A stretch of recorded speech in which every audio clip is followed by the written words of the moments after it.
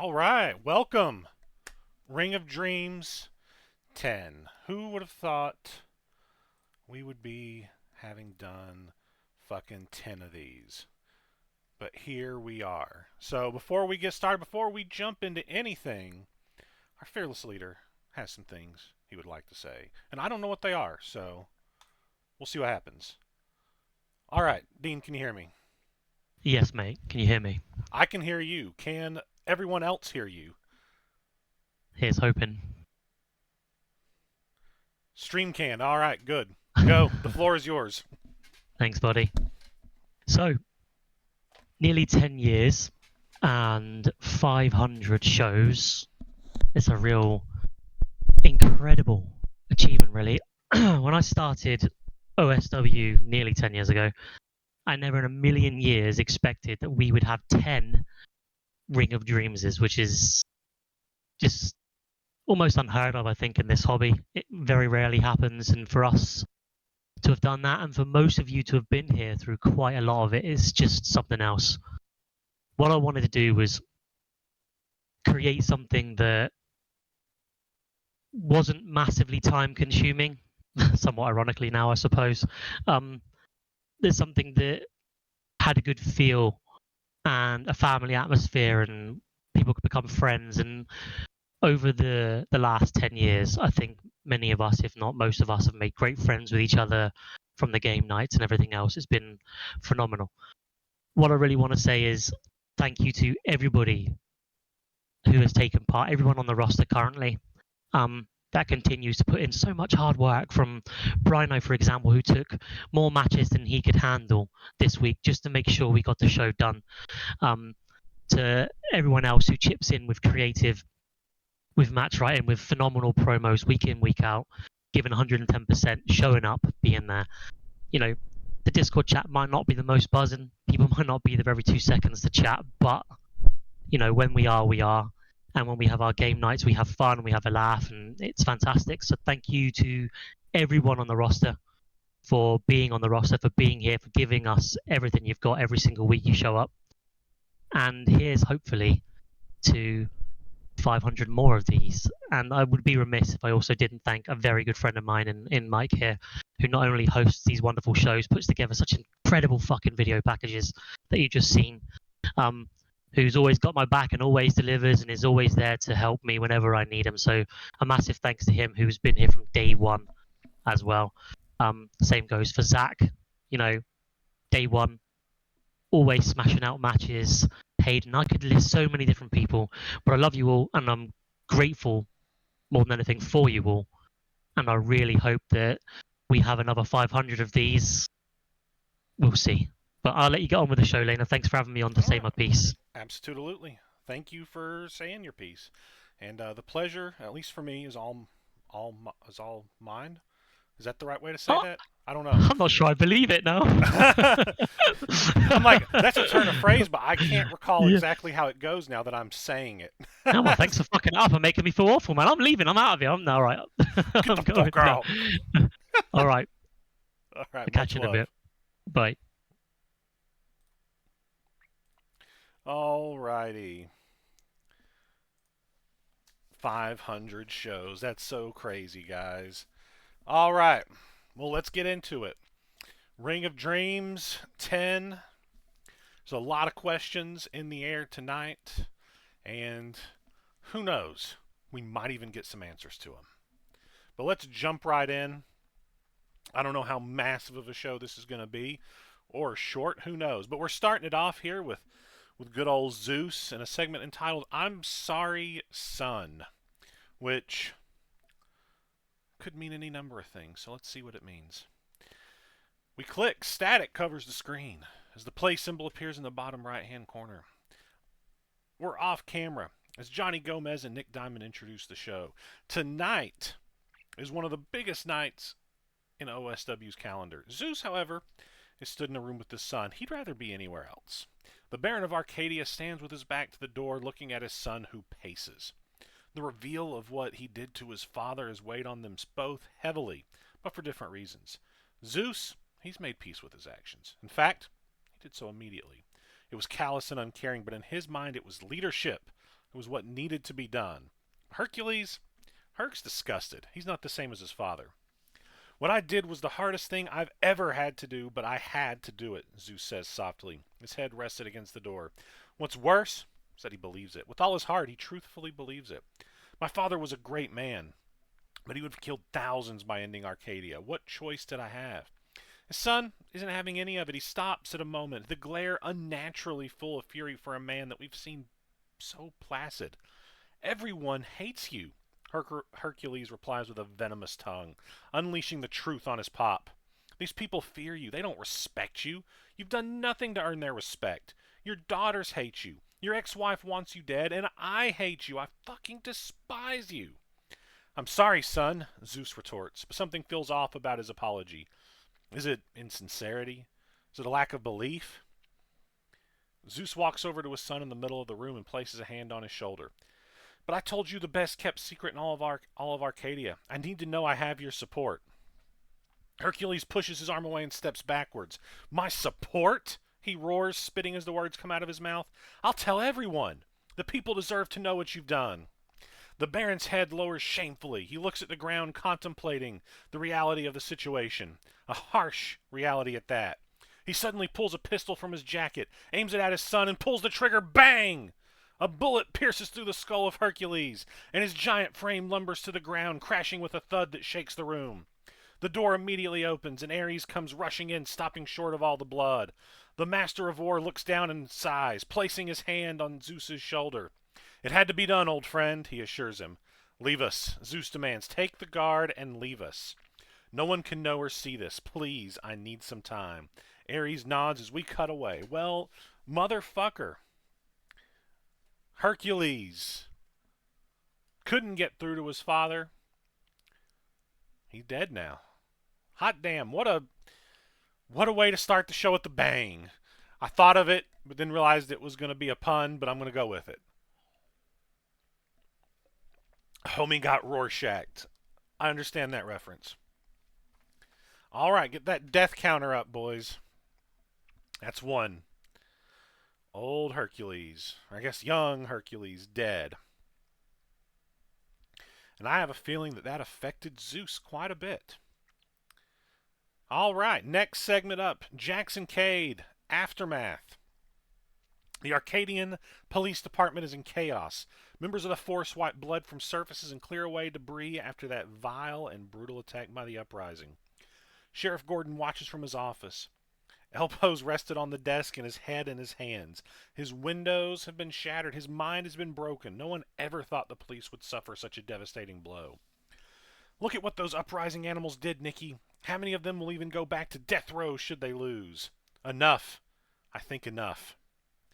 Jackson Cade steps through the remnants of what used to be a window, finding his boss in a state of distress. There's a fucking door, Gordon rants at him, his fury knowing no bounds. But who gives a fuck about that, huh? Cade smiles nervously. Sorry, boss. What do you want, Cade? Mick says, looking up at him. His eyes are tired and his face showing more signs of exhaustion than usual. The powers and permissions to go after the uprising should apocalypsis fall tonight, he says confidently. Mick chuckles at him, shaking his head. They can't be allowed to get away with this. It can't stand. Mick opens his drawer and pulls out a rusty old badge, the writing on it worn from just how long he's had it. He tosses across the desk at Cade, waving him off. The answer would be no, kid. I have my orders, and my orders ain't that, he announces with a sheer level of disgust. But I'm done following orders. I'm retiring. And Zeus has let me handpick my successor. It looks like I just did. Oh, shit. He stands up abruptly, pushing his chair backwards with enough force that it scrapes across the floor. Jackson steps backwards, looking confused. He peers down at the badge and then back up at Gordon, realizing that the one he wears is no longer pinned to his chest. Sheriff Cade, he mutters as he walks past the former Eagle Unit member towards the door. Good luck. Jackson looks utterly astonished. He reaches down for the badge and picks it up, a smile creeping across his face. This may be the biggest moment in his life, let alone a career.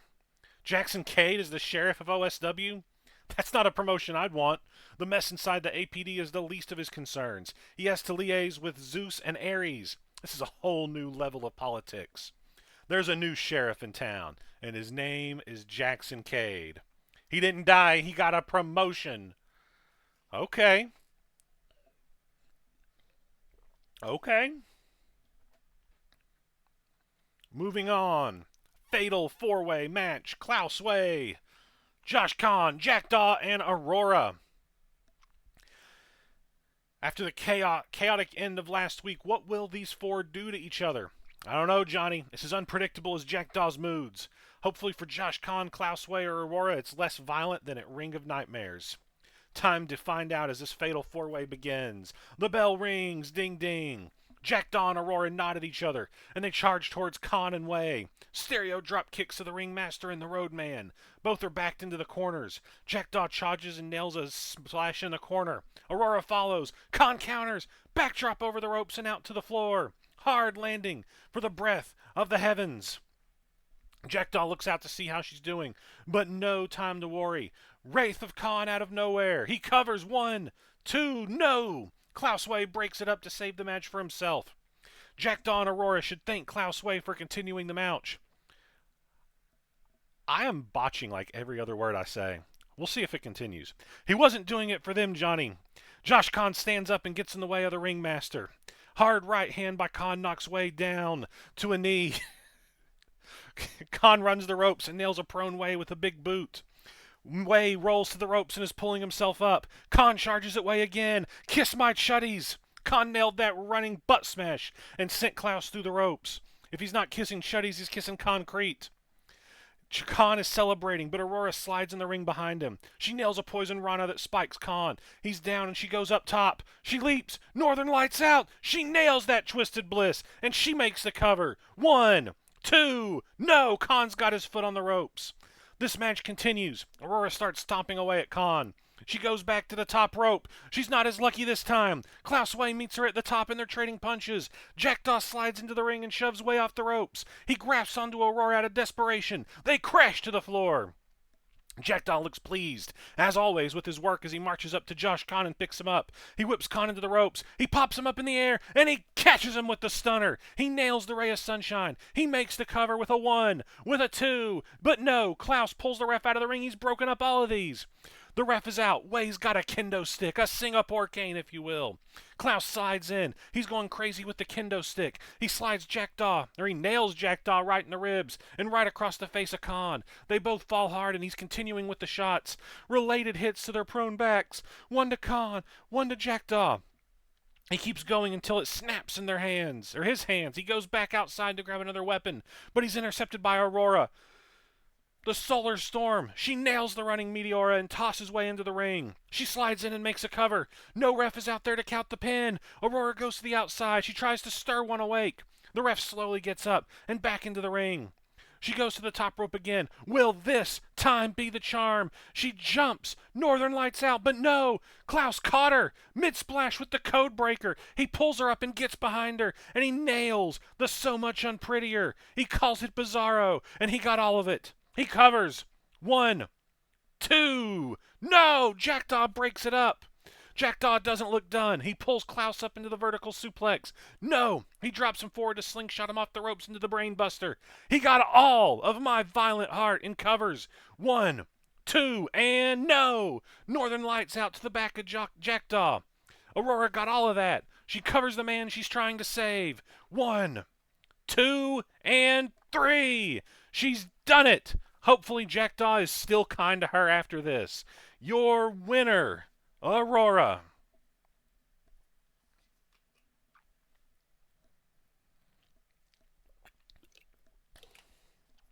All right.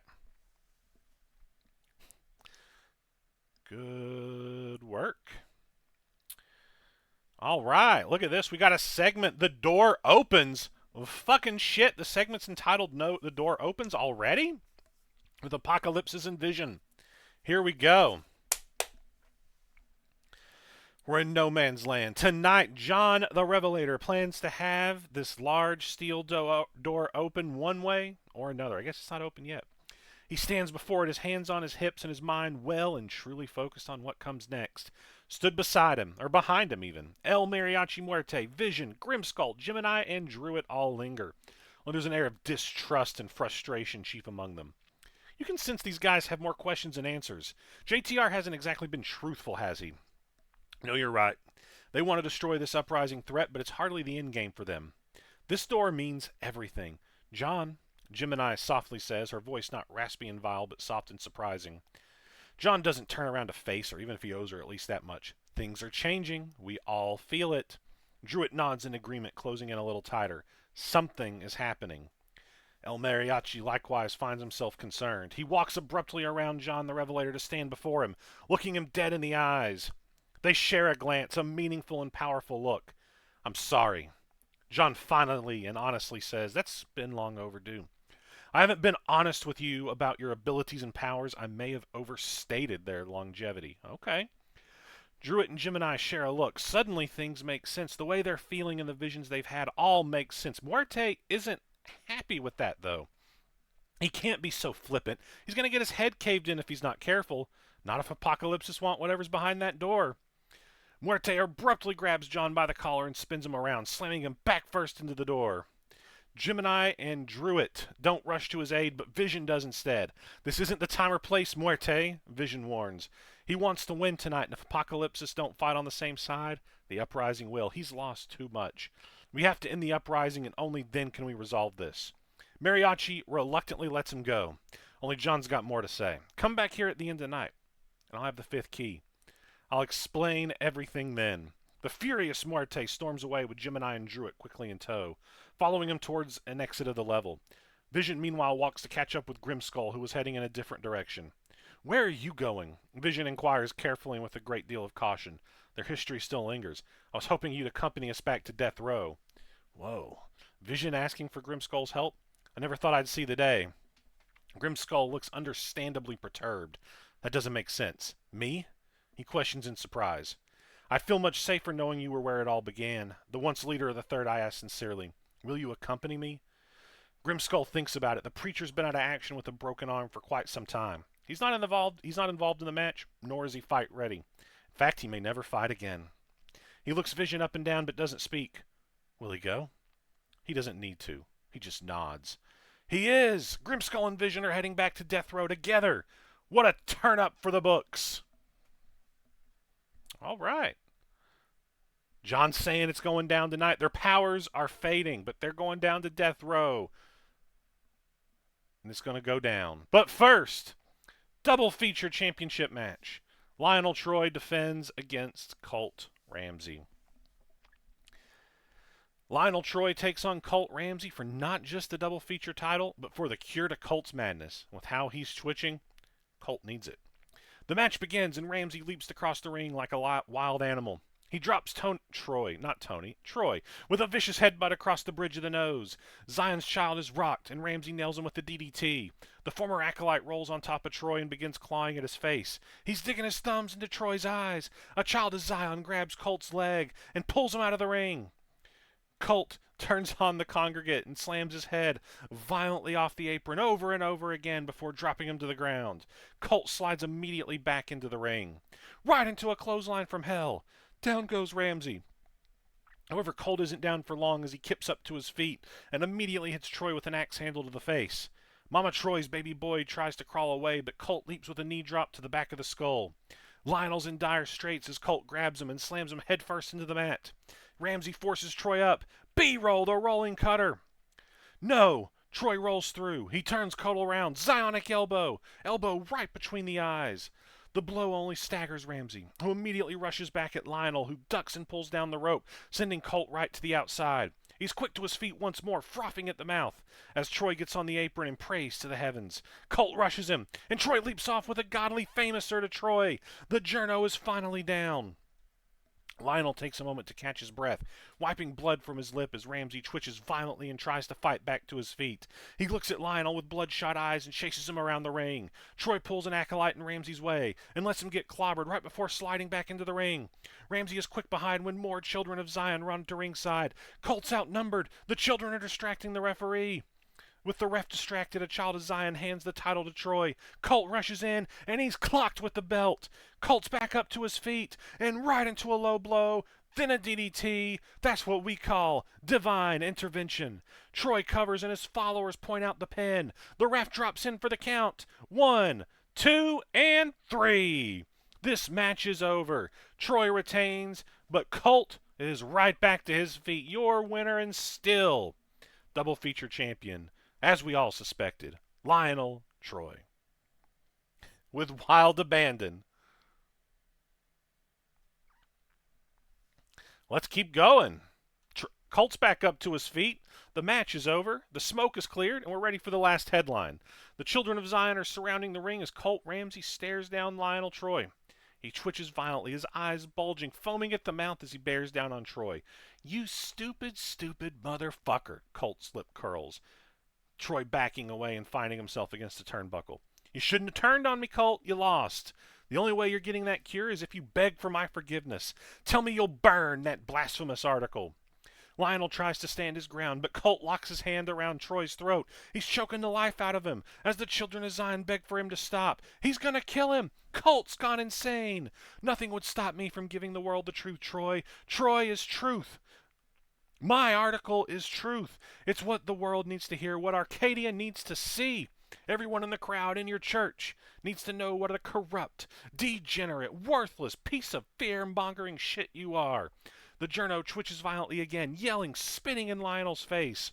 Nothing you say or do is going to save you from what you are. This is my story to tell. My rant for all to hear. Lionel Troy is... Colt's eyes bulge as he shouts. His whole body is shaking.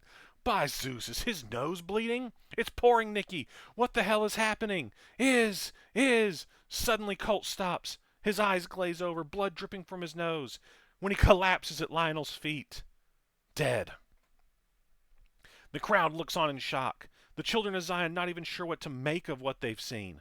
Colt's heart simply stopped. The stress of the lion tamer putting him down for good. Lionel looks down at him for a moment, then back to his congregation. And so, Zion smote Colt for his blasphemy. Let this be a lesson to everyone here. Zion giveth, and Zion taketh away.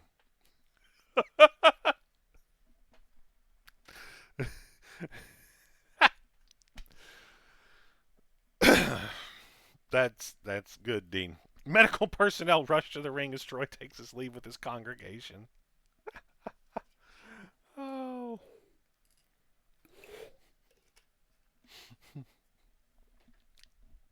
He never did finish that story, did he?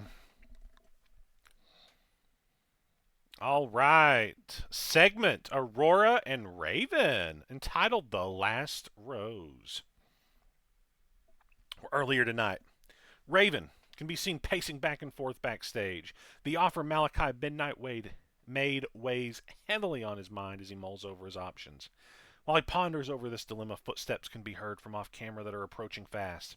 He quickly turns on the spot to see not Malachi or one of his many midnight owls, but Aurora, who approaches him with a warm smile. Draven, right? She asks. Raven doesn't answer, choosing to go back to walking back and forth. The thrill-seeker smiles drops before she tries to pick up conversation again. I was a fan of your songs when I was growing up. Your band helped inspire me to become who I am today. Shame you stopped making music. The Deathwalker doesn't acknowledge her as he keeps pacing. With a frustrated sigh, she steps in front of him as he makes his way back towards her. Listen, she begins, placing a friendly hand on her shoulder. I know about your encounter with Malachi. I overheard him while I was getting away from a crazy motherfucker of my own. Excuse me. And you know why I'm acting the way I am, Raven scoffs, brushing her hand off. Aurora nods in response before she speaks again. I don't know if this will be much help, but I want to offer a bit of advice. She takes a moment to consider her words carefully as Vengeance raises an eyebrow. Remember what the old you would have done in times like this, she says. Remember what kind of person your fiancé would want you to be. Do that, and hopefully you'll be able to tell him the right thing.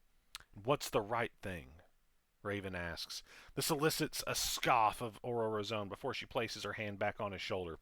Tell Midnight to go fuck himself for the last rose.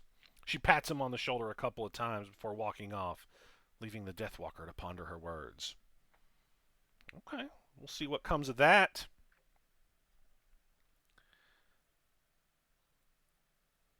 Roar's a great character. Raven's a great character. Klaus Way, he's alright. Segment entitled My Way. The circus is a dour and decidedly unhappy place this evening. After his loss to Aurora, Klaus Way paces back and forth, putting his acts in their place. Before him sits a strong man, a contortionist, a bearded lady, and numerous others. I've tried and failed to bring new acts to our beloved circus, he says with a tut and a strut. That doesn't mean it's all my fault. Funny that. Whose fault would it be?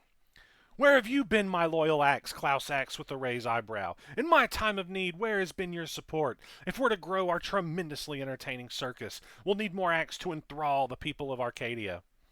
The acts look at one another with an odd eye. Ollie, I'm glad you're watching while mowing your lawn. This means we're changing things up, dear people. We're taking this show on the road, Way says emphatically. You'll be coming with me to old school wrestling in one way or another. We'll expand our circus to be the grandest of them all. From now on, we're going to do this my way. This guy's insane. He honestly can't believe that he can't honestly believe that they're at fault for his failures. Klaus struts off humming to himself, leaving his clan of quite confused and surprised circus acts behind him. The contortionist grimaces. You heard him, folks. It's his way or the highway. Get ready. We're taking this show on the road. Everyone heads their separate way, leaving the contortionist to chase after Klaus, who's heading into his office. Very, very interesting. We're going to get to see some circus acts.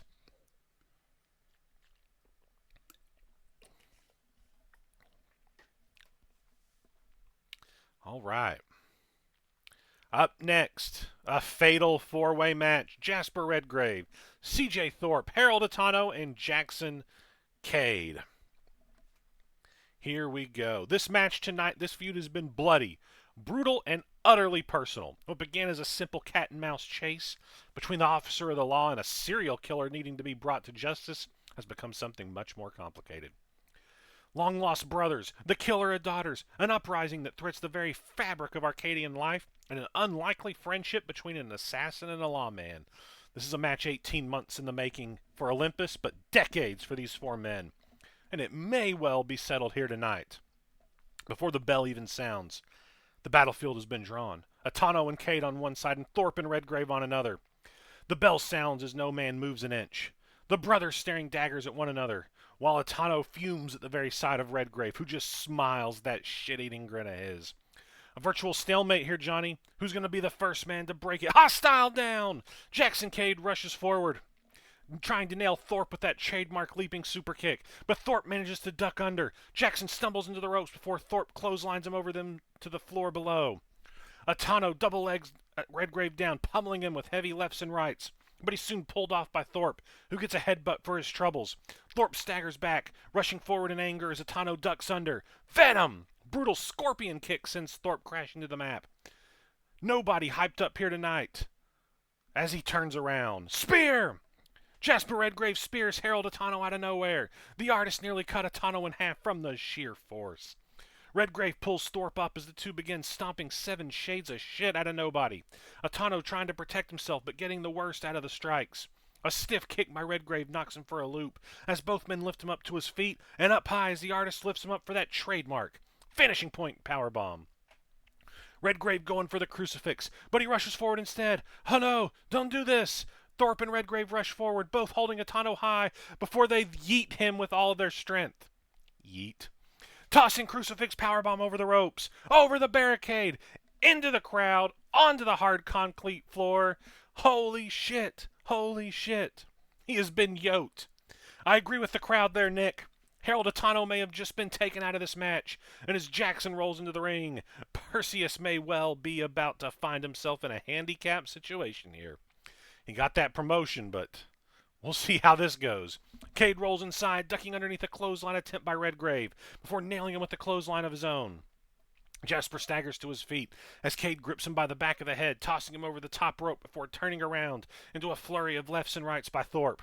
CJ backs his brother into the rope, sending him flying across the ring. But Jackson again ducks underneath the clothesline, rebounding back. Breach and clear the sling blade! Sling blade! Sling blade! Jackson plants his bro into the mat. He turns around right into a super kick to the face. Jasper Redgrave out of nowhere nailing Cade with that brutal super kick. Cade staggers back into the ropes before getting nailed with that sickening spinning elbow. The pair aren't done though. Cade's dropping to his knees. Thorpe rushes forward, nearly takes his head off with a brutal knee trembler.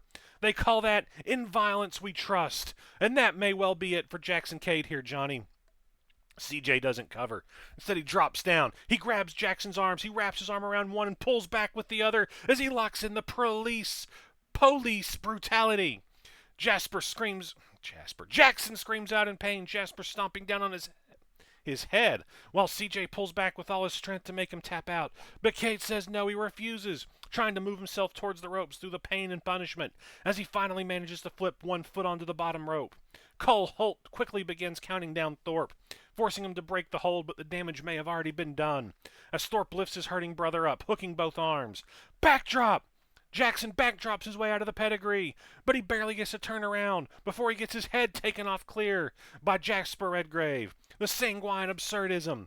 The brutal discus clothesline nearly decapitates Cade before he pulls him up. Symphony of symmetry. The pedigree hits flush. This may be all she wrote for Jackson Cade. Jasper drops down for the cover as Cole Holt begins to count. 1, 2.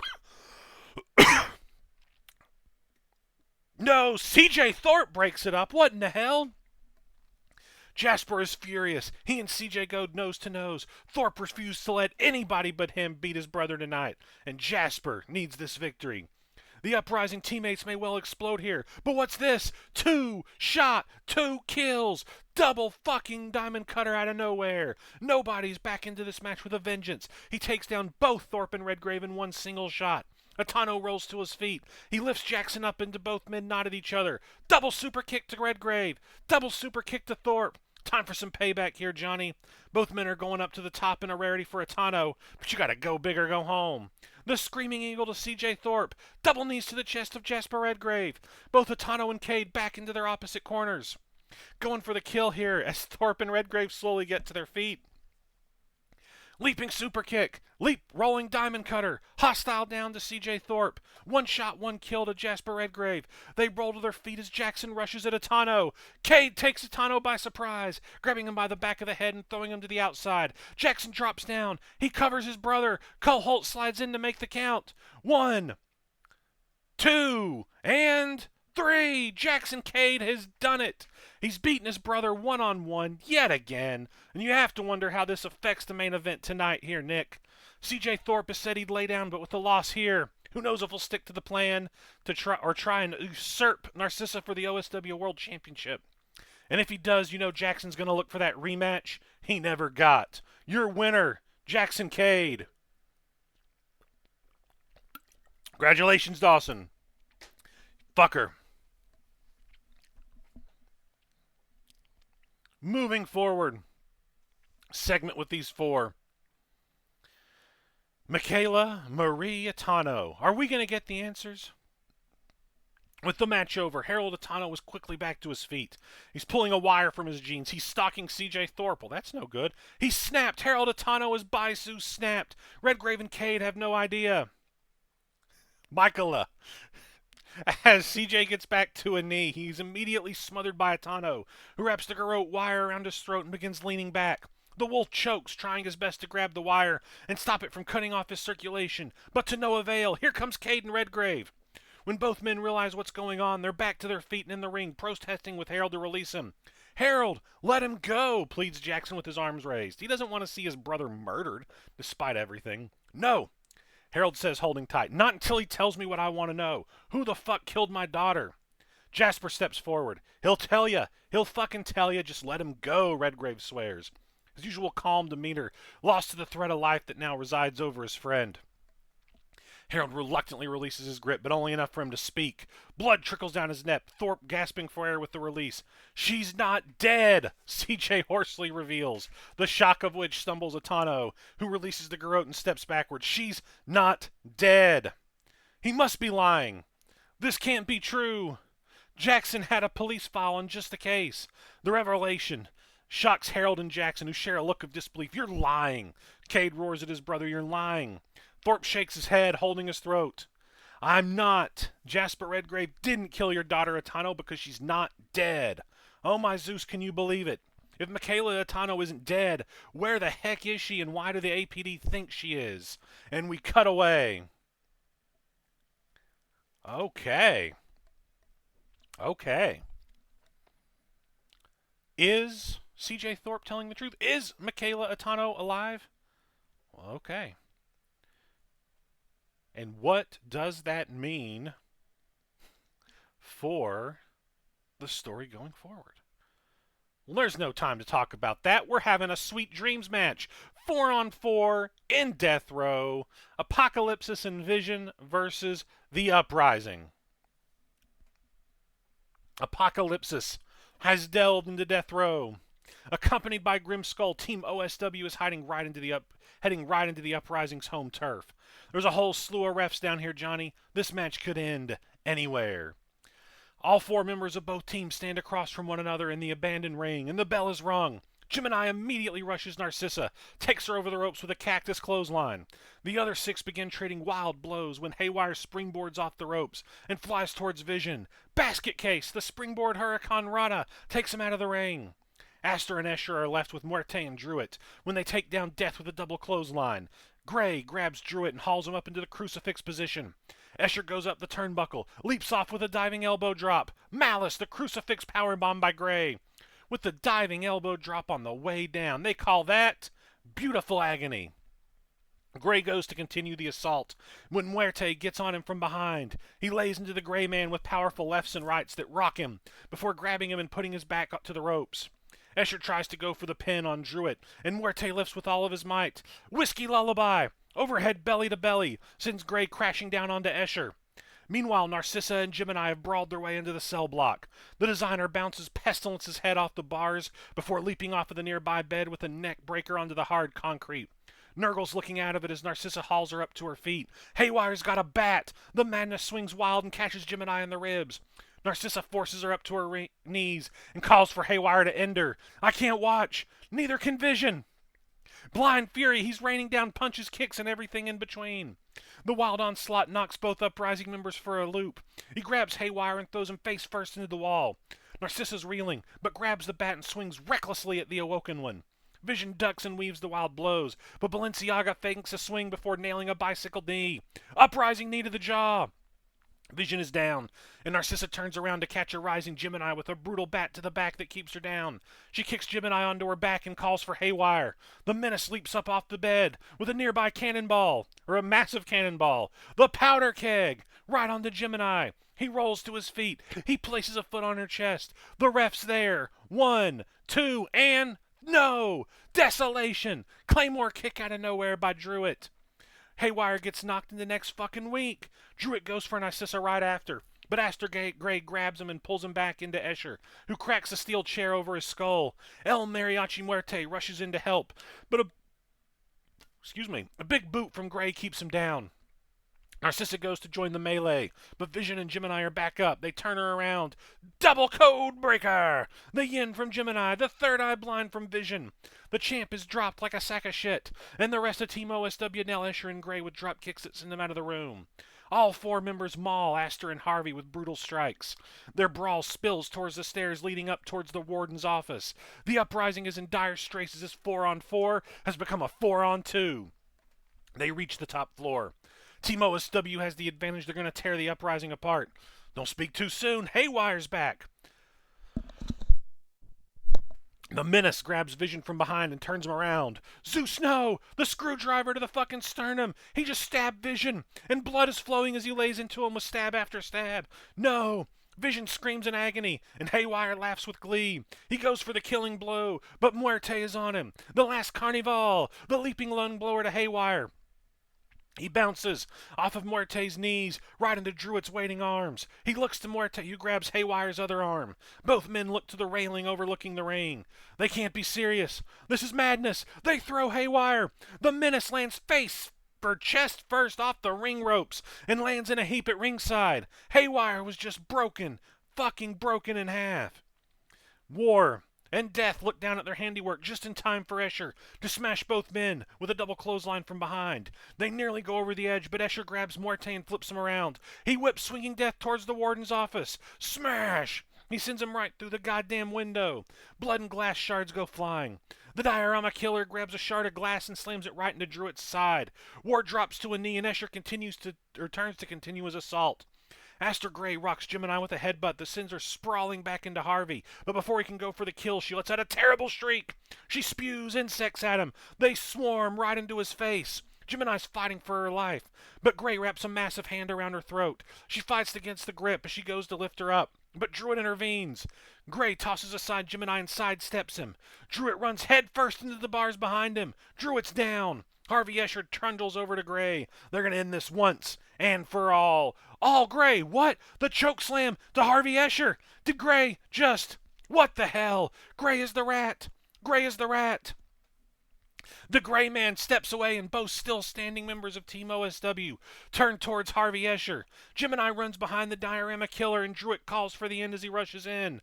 Claymore by Druid. Desolation. The Meteora by Gemini. They just fucking sandwiched Harvey between those attacks. They call it the end of Arcadia. Killed with fire. Escher is on the ground in a heap. Gemini drops for the cover. Meanwhile, Grimskull offers a ref upstairs. He had to do something. They could count to 100. 1, 2, and 3. Team OSW has done it. They have done it. They just put down the uprising with apocalyptic authority. With an assist by Aster Gray, the uprising have been banished back to death row, and this war is over. Get in the bin, uprising. Get in the bin. Aster Gray, the traitor. Okay. So, Dawson, you were being a little bit of a cheeky fucker when you speculated that Aster was the mole in the game night earlier. Okay. All right. Grimskull and Vision. The end is where it began. Oh, he edited the match. Okay, that's fair. That's fair. That's fair. All right. Are we going to get a conclusion to this story? All right. Harvey Escher can't believe it. Aster Gray just cost the Uprising the most important match of their lives. With Narcissa having vanished partway through, Escher gets back to his feet to see Aster staring at him. Did you think I'd forgotten? Aster asks, referring to Harvey's attempted murder of him a year or so ago. He smiles. Your revenge was to cost the Uprising our advantage against old school wrestling, Escher queries in confusion. He doesn't understand why Aster has done this. Are you foolish? You'll go back to death row too. The only ones safe are Nox, Narcissa, Thorpe, and Redgrave. The rest of us needed this. The Gray Man nonchalantly shrugs his shoulders. Don't worry, Harvey. You're not staying here in death row. That doesn't sound good. Gulp. Escher immediately starts backing off, turning around to see numerous inmates that he'd abused over the years. Each of them surrounds him menacingly. Gray heads back over to his cell, grabbing the door and closing himself in. He watches as the inmates beat Harvey Escher to death with a smile on his face. All right. Meanwhile, across the way, Vision is being cradled in the arms of Grimskull, spitting up blood. He's in a bad way. How fitting that it ends here. Vision stutters with blood dripping from his mouth. Grimskull holds him in a cradle, trying to comfort him. After everything we've been through and our eventual escape from this place, it ends where it began. The third eye can't help but chuckle to himself and wince in pain as he does. Grimskull isn't smiling. He's not happy. He lowers his head. Did we win the war? Vision wants to know. Grimskull nods. We did, old friend. We did. Vision smiles softly, his eyes slowly rolling into the back of his head. Grimskull weeps. Their history vast and long, but at their core something special. He picks Vision's lifeless, deceased body off the ground, broken arm be damned, and walks his friend out of death row. This isn't where you rest for the final time. Aw.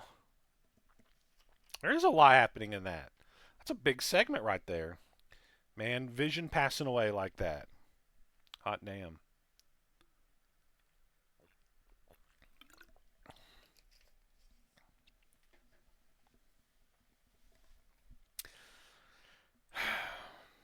I just didn't see it coming.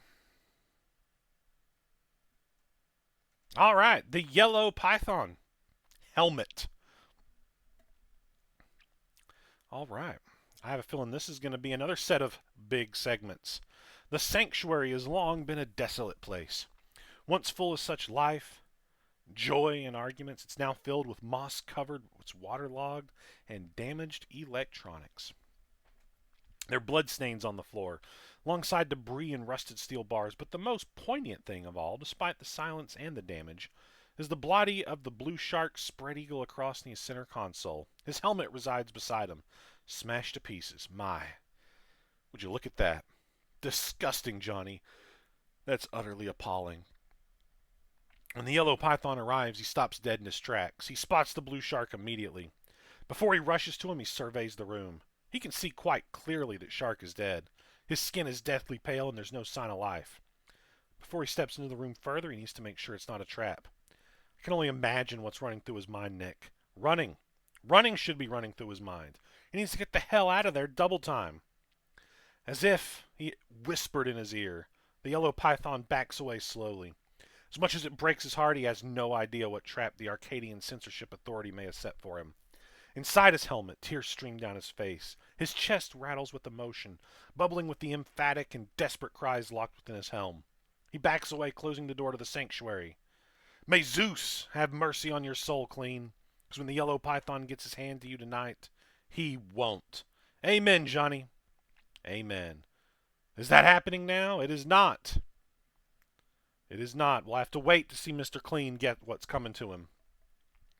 Instead, we get to see Raven versus Malachi Midnight. It's a grudge match.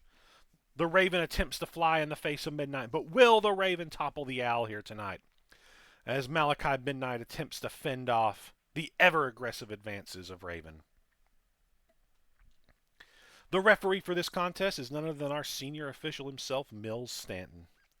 Mills calls for the bell, and we're underway as both Raven and Midnight start to circle each other.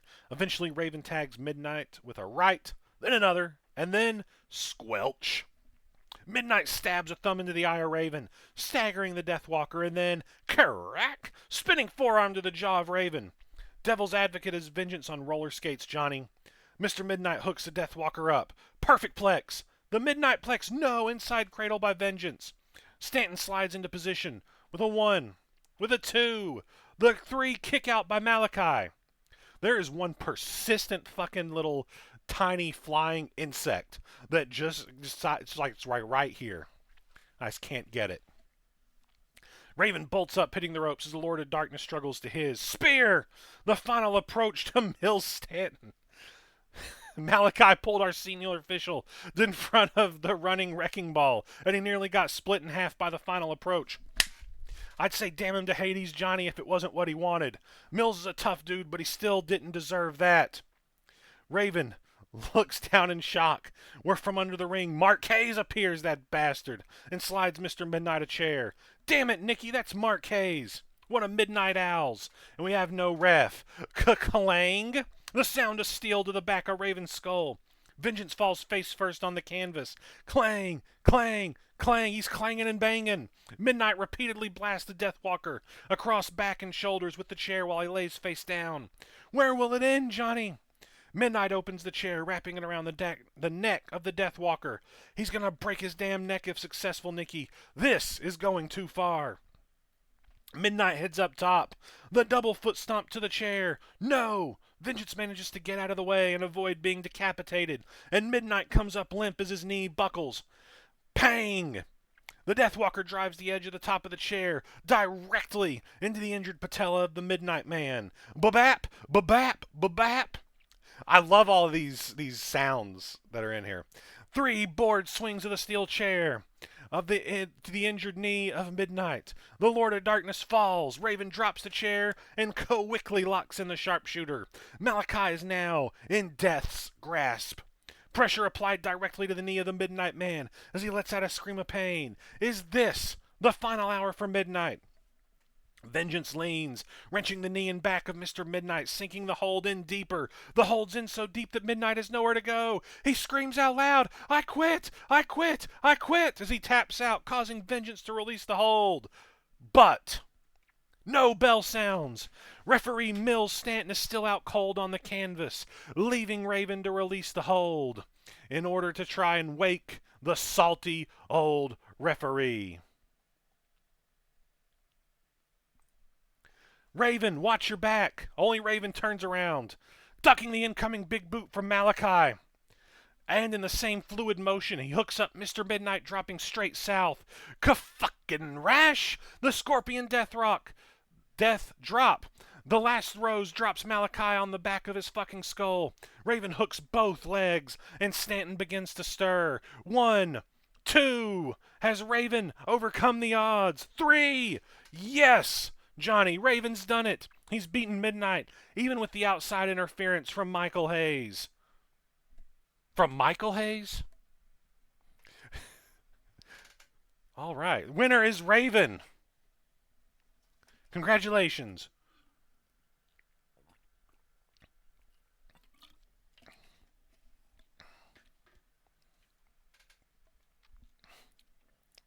All right. Segment involving those two and Aurora. Michael Hayes, yes. The devil's in the details. With the match over, Raven triumphantly rises to his feet, only to be clocked over the back of the head by Mark Hayes. The sharpshooter quickly rushes over to Malachi, helping him off the canvas. Malachi's jelly-legged after that intense battle, his head weary and body aching. But he demands Hayes retrieve him a microphone. The Deathwalker kneels, utterly exhausted as Midnight Owls rush into the ring and grab him by the arms. Malachi takes a place from one, holding it to Raven's throat. I gave you the option to join us. I gave you an opportunity to change your fate, he says angrily. It's the first time we've seen pure ire from Malachi Midnight. He pushes the knife closer to Raven's throat, drawing a slight nick of blood. Do you have any final words before I send you to meet your maker? Please, anyone, stop this. We've seen enough. You've done enough, Midnight. There's no need for this. As Mike Kinakoma by hoity-toity hits, a laser light show fires from the back of the entranceway towards the roof of the arena. It's Aurora. Aurora's coming to make the save. Raven's #1 fan. I can't believe it.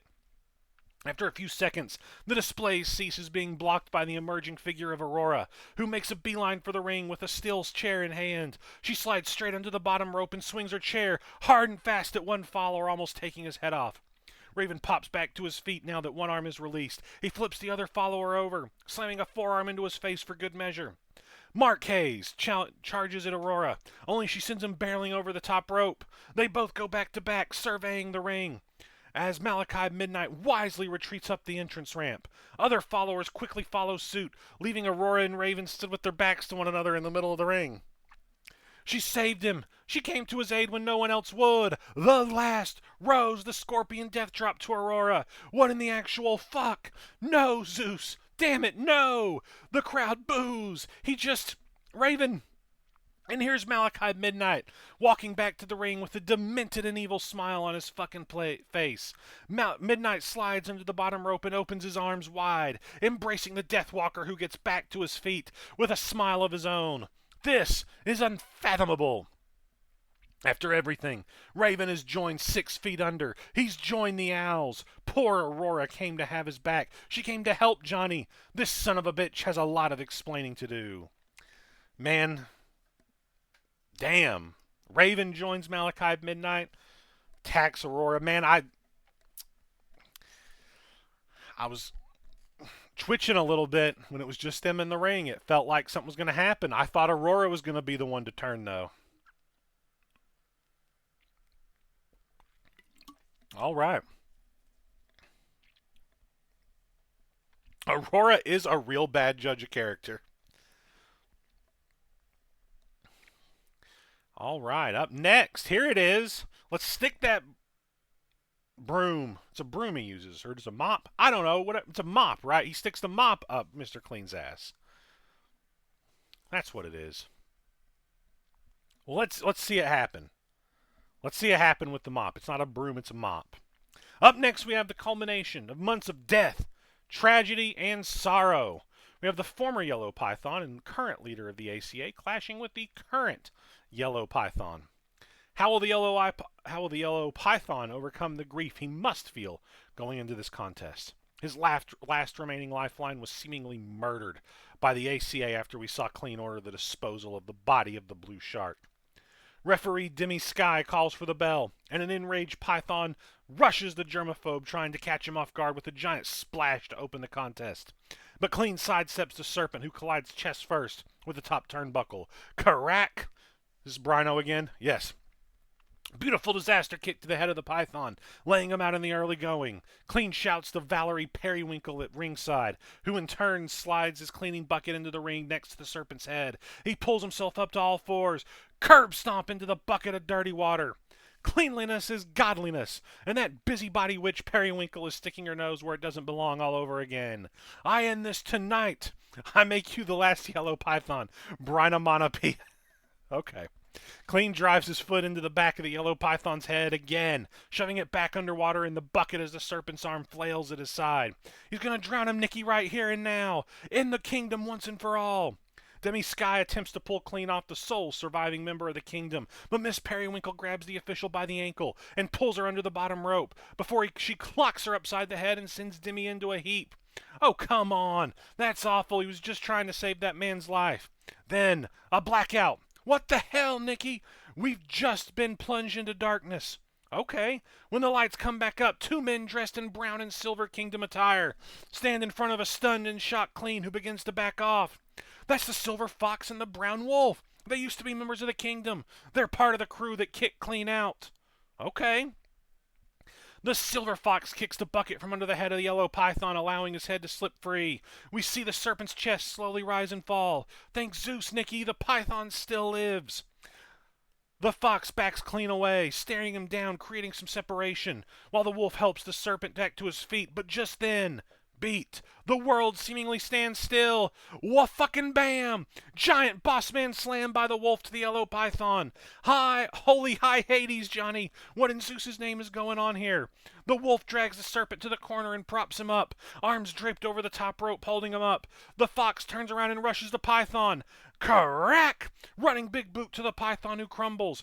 Wait, Nicky. We've seen those moves before. That was the purity ring from the brown wolf and the stamp of authority from the silver fox. Are you saying that the men under those masks are? And just then, the wolf and fox stand at attention in front of Mr. Clean. Their helmets come off. The silver fox, Sebastian Boswick, and the brown wolf is none other than Tooker Good. Damn them all straight to Hades, Johnny. The ACA can rot for all I care. Clean signals to his two goons to get the python off the canvas. Good and Boswick lift him up and position him on the shoulders of Clean. But fucking bam! The ACA with the shield of purity. Triple powerbomb on the yellow python, who twitches on the canvas as a gleeful glimmer is on full display in the eyes of Mr. Clean. These men are monsters. They're evil incarnate. Clean tells Good to pick him up again, and demands Good slam him down, and Good lifts Python up, sends him into the ropes, and crack! Spinning Superman punch from the yellow python cleans Tucker Good's clock, sending Tucker careening to the outside. Boswick rushes TYP, kick to the gut, setting up the python for the double underhook pile driver. Pamino! Python slips out and maintains wrist control. Smack! Ripcord lariat to Boswick, sending the stuffed shirt ass over tea kettle and rolling from the ring. He may have lost all his friends, his brothers, but he still have the weapons they left behind. As the python lands the falcon punch to Good, and he just knocked Boswick for a loop with the riptide. Both Clean and Python lock eyes. Clean rushes. Python hits a snap power slam on Clean. Rushes up to the top as Clean recovers. He's got him in his sight. Kabam! Giant missile drop kick to the face of Clean. The antidote. Yellow Python just killed it with fire.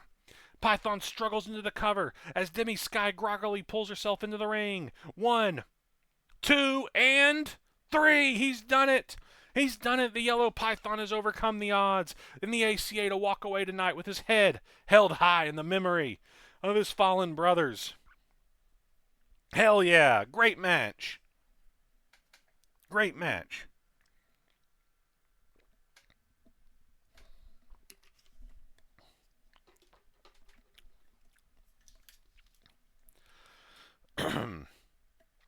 Grab the mop and commit triple sodomy. There we go. Feeding time at the zoo. He did it. Somehow he overcame the odds, the twists and the turns to be standing before us now victorious. He doesn't bring his friends back, but the yellow python survived. Python falls into the ropes in exhaustion, barely able to stand. Mr. Clean, now groggily, kneels before him. I vowed vengeance upon the zookeeper, Clean mutters, not only exhausted, but destroyed emotionally. Boswick and Good were members who believed in him too. He betrayed them just like he betrayed me. Hang on a minute. That wasn't just a rouse for the night. Boswick and Good were once upon a time in the kingdom too. What the hell did he do to them? I may have gone too hard. I may have taken things too far. But what you don't know about the zookeeper could fill a book, Clean continues. Boswick and Good enter the ring to help him back to his feet. He asks him to wait and remain calm, approaching Python. He isn't good, Python. He never was. Python looks surprised by the revelation, unsure whether he believes such a habitual liar. He created the kingdom for a nefarious purpose beyond my actions. He didn't want attention drawn to us, but what I did wasn't ever the problem. The zookeeper kicked me out because of the attention I was drawing to us, Clean says somewhat earnestly. It's difficult to disbelieve him despite his tendency towards deceit. That's why Tucker and Sebastian joined me. When they found out what his true mission was, they couldn't abide it. Why are you telling me all this? Python grumbles. None of it matters to him. He's lost so much. His heart aches from the pain of it all. You killed innocent friends of mine, Clean. They weren't nefarious. They wanted to do our good in Arcadia. Clean shrugs nonchalantly. You might be right, but we couldn't take the chance. Just listen. What's he going to say? I don't think we're going to get to find out. The yellow python looks hesitant as Clean leans in, whispering something in his ear. The crowd are desperate to know what he said, but nothing's audible. Python sort of just stands there in shock as Clean backs off, leaving him to consider what he's just been told. A moment passes, a tense, consequential moment. The yellow python reaches up and slowly undoes his mask, carefully pulling it off his head and revealing his face for the first time ever. The crowd gasp at the surprise of his actions, watching intently as he drops the python helm on the canvas. I'll find him, the former yellow python announces defiantly. He stares Clean down, his eyes never leaving his foes. And I'll find out whether you're telling the truth. If you're not, I'm coming to put you in the ground alongside my friends. For Arcadia. He barges through the ACA, exiting the ring and leaving his python helmet behind. Mr. Clean, Sebastian Boswick, and Tucker Good pause for a moment, watching him leave. This is unbelievable. Who is the zookeeper and what was his nefarious plan? Nothing the ACA has done excuses their behavior. But if the kingdom was created for a purpose beyond what those boys were told, then something needs to be done. He's still out there after all. What is up with the zookeeper? What is he trying to do? That, I suppose, is something we're going to have to wait to find out. Very, very interesting. All right. Let's keep cooking. Up next, Doom versus Doom. Father versus son, I guess.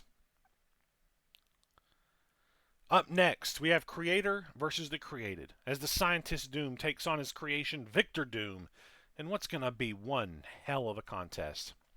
Right you are, Johnny, but the big question here is how Dahlia Black's demise at the hands of the mad scientist will play into this contest. Referee Cole Holt nervously calls for the bell as the scientist stares down his creation. Victor, who returns his gaze with nothing but contempt. Excuse me. It all ends tonight, Father. Everything you've done to me and everything you've taken from me. You pay for it all tonight. Victor says, a mournful tear welling in his eye, but his gaze never wavering. You're a thing, Victor. A failed experiment that doesn't even deserve to be in my presence. And as for your little harlot, she was a means to an end that outlived her usefulness. And I learned my mistake from you, so I put her down. Doom replies coldly. That is cold. Before the unwanted rushes his creator full tilt. Big boot. The class shattered. No, tripped. The scientist sidesteps Victor's attempt and drops him to a single knee. Ka-fucking rack. Rhino, I suppose. Knee to the fucking skull of the fractured. The scrambler lands full force. But Victor doesn't budge. Instead, he slowly stands, staring his creator dead in the eyes. She was the only one who showed me love. She didn't deserve what you did to her. Bam! A heavy right jab to the doctor staggers him. Crack! A left hook sends the world ender staggering.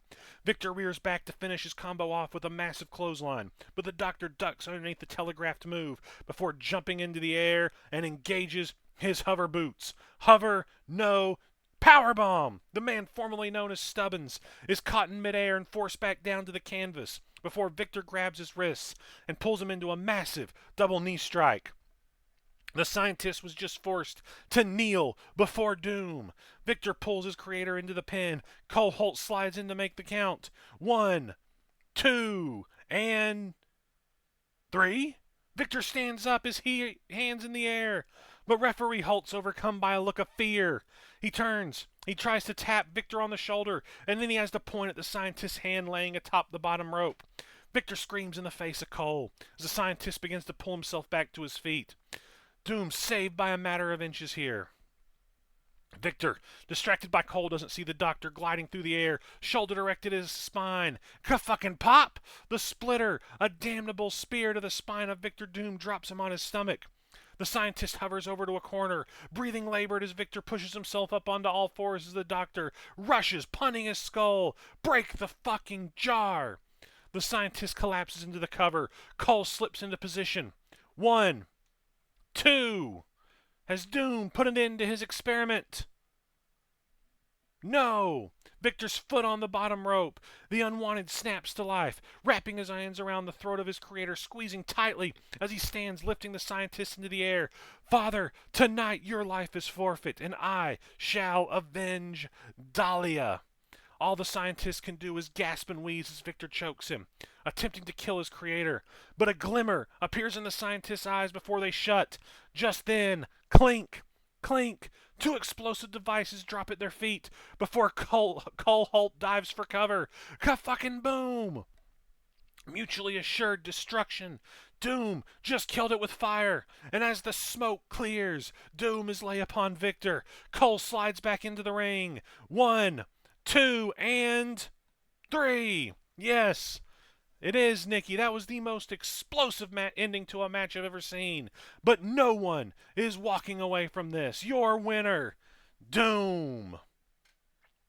With the Kill It With Fire. It's a lot of Kill It With Fires tonight. What is next? Look at that. It's the Dooms and Felix Foley waving hi to us. Hi, Felix. Family Matters is the segment. With the match over, numerous men rush down the entrance ramp like drones and slide into the ring before Doom can even get back to his feet.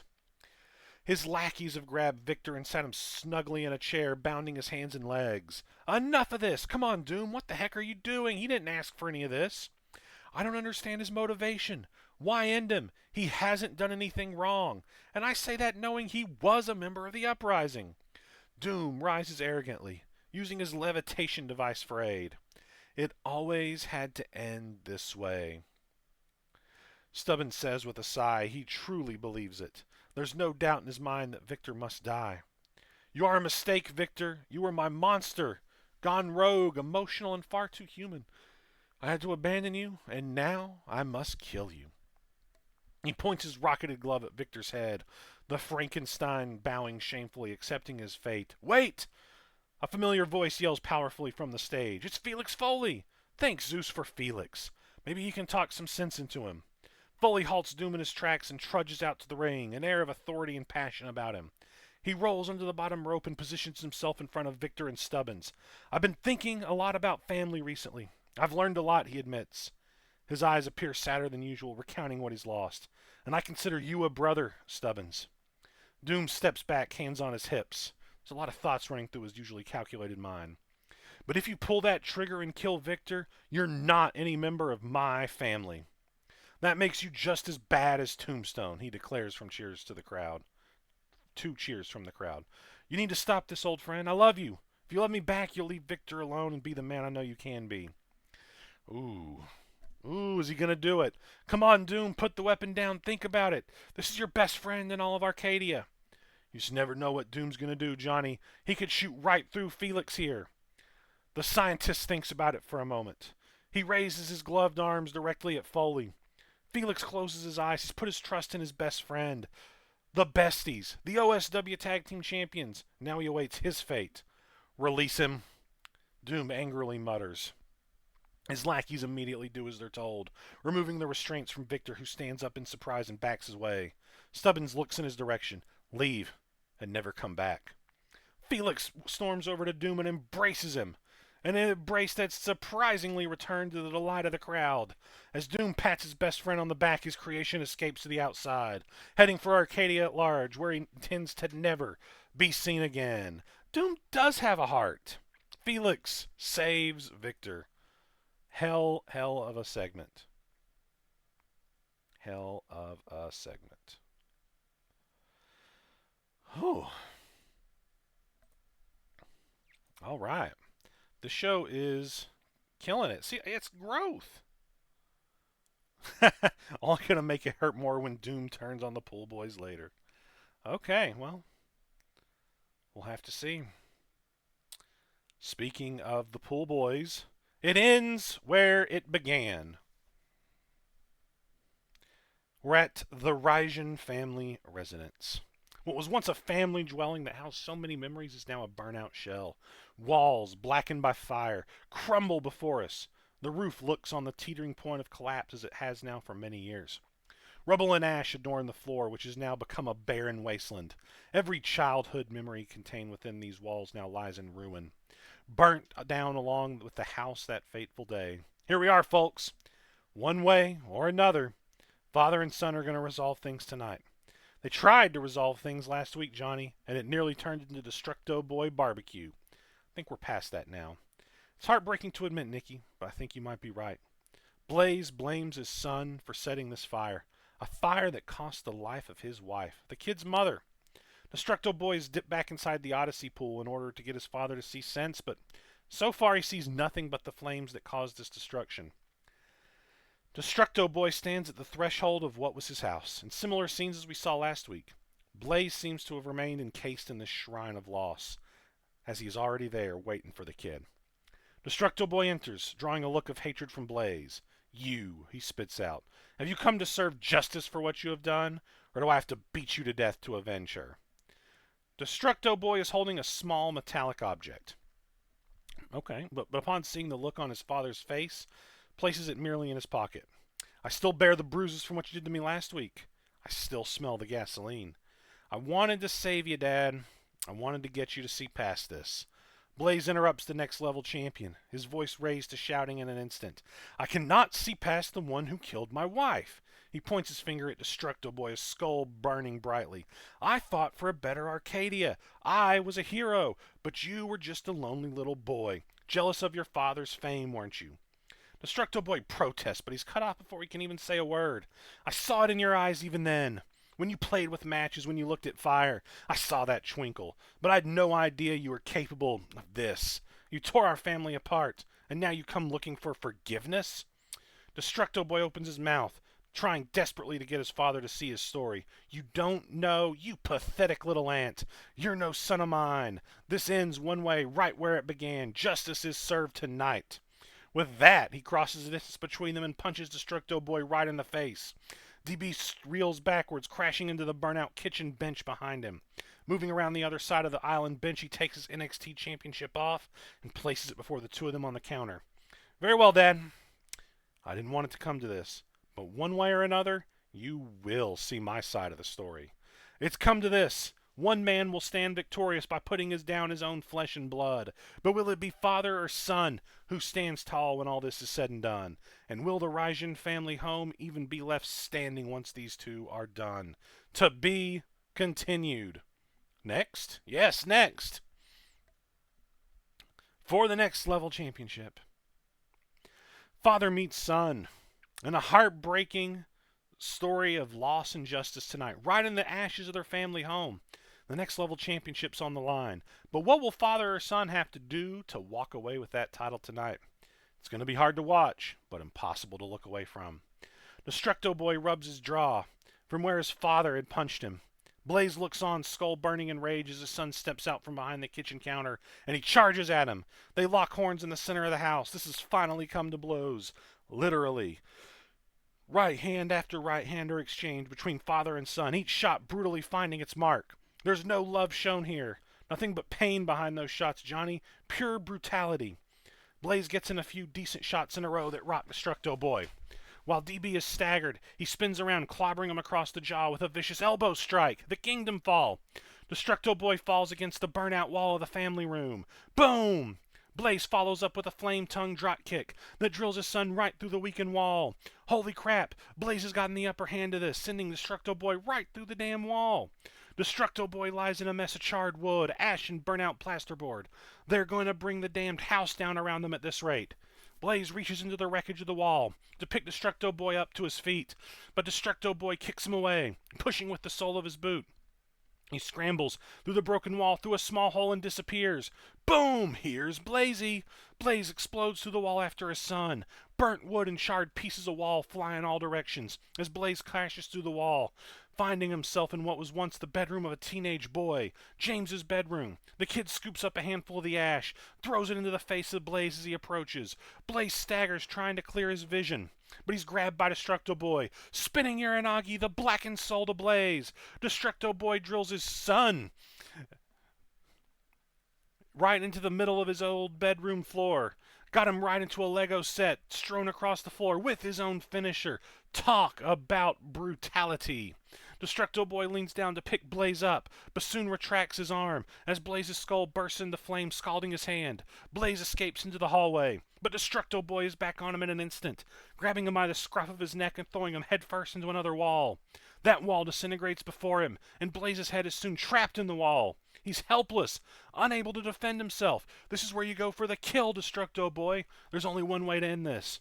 But he doesn't go for the kill. He pulls the metallic tube out of his pocket that we saw earlier.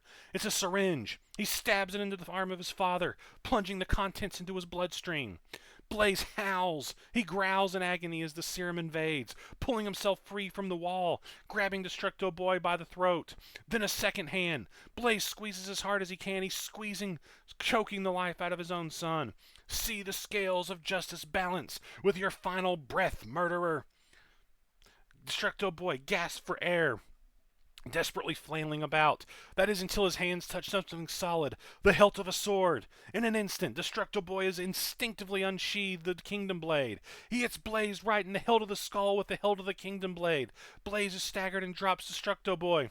Just like that, Destructo Boy's out of here. He knows what's good for him and he's gone. I don't think he's escaping. He looks like he has a plan. Destructo Boy is torn. He pleads with his father, "Dad, please stop." But Blaze isn't listening. DB pushes the door open at the end of the hallway, heading back into the living room. Blaze growls as he follows the kid stepping into the main room. Boom! Shining wizard out of nowhere. The see no evil, and Blaze never saw it coming. Blaze drops to the ground like a sack of bricks. Destructo Boy climbs the stairs leading to a second level. Eventually, Blaze pulls himself to his feet. He has barely any time to react before a figure flies through the air at him. From the top of the staircase, Destructo Boy leaps through the air. Kingdom Blade above his head, he strikes, swinging the sword towards his father. The Black Injustice, no! Blaze spins around, knocking the Kingdom Blade from Destructo Boy's hand. He traps his son's arms, skull burning in rage, headbutt after headbutt after headbutt. Judgment delivered. Destructo Boy falls limp and Blaze simply lets him fall. He's done. He killed it with fucking fire. There's no way he's moving after that. It's fitting that the murdering little bastard was killed with fire here tonight. After all, that's what he did to his mother. Wow. Well, either way, we have a new next level champion here tonight in Blaze. But it looks like this family feud is far from over. Your winner and new next level champion, Blaze. Congratulations.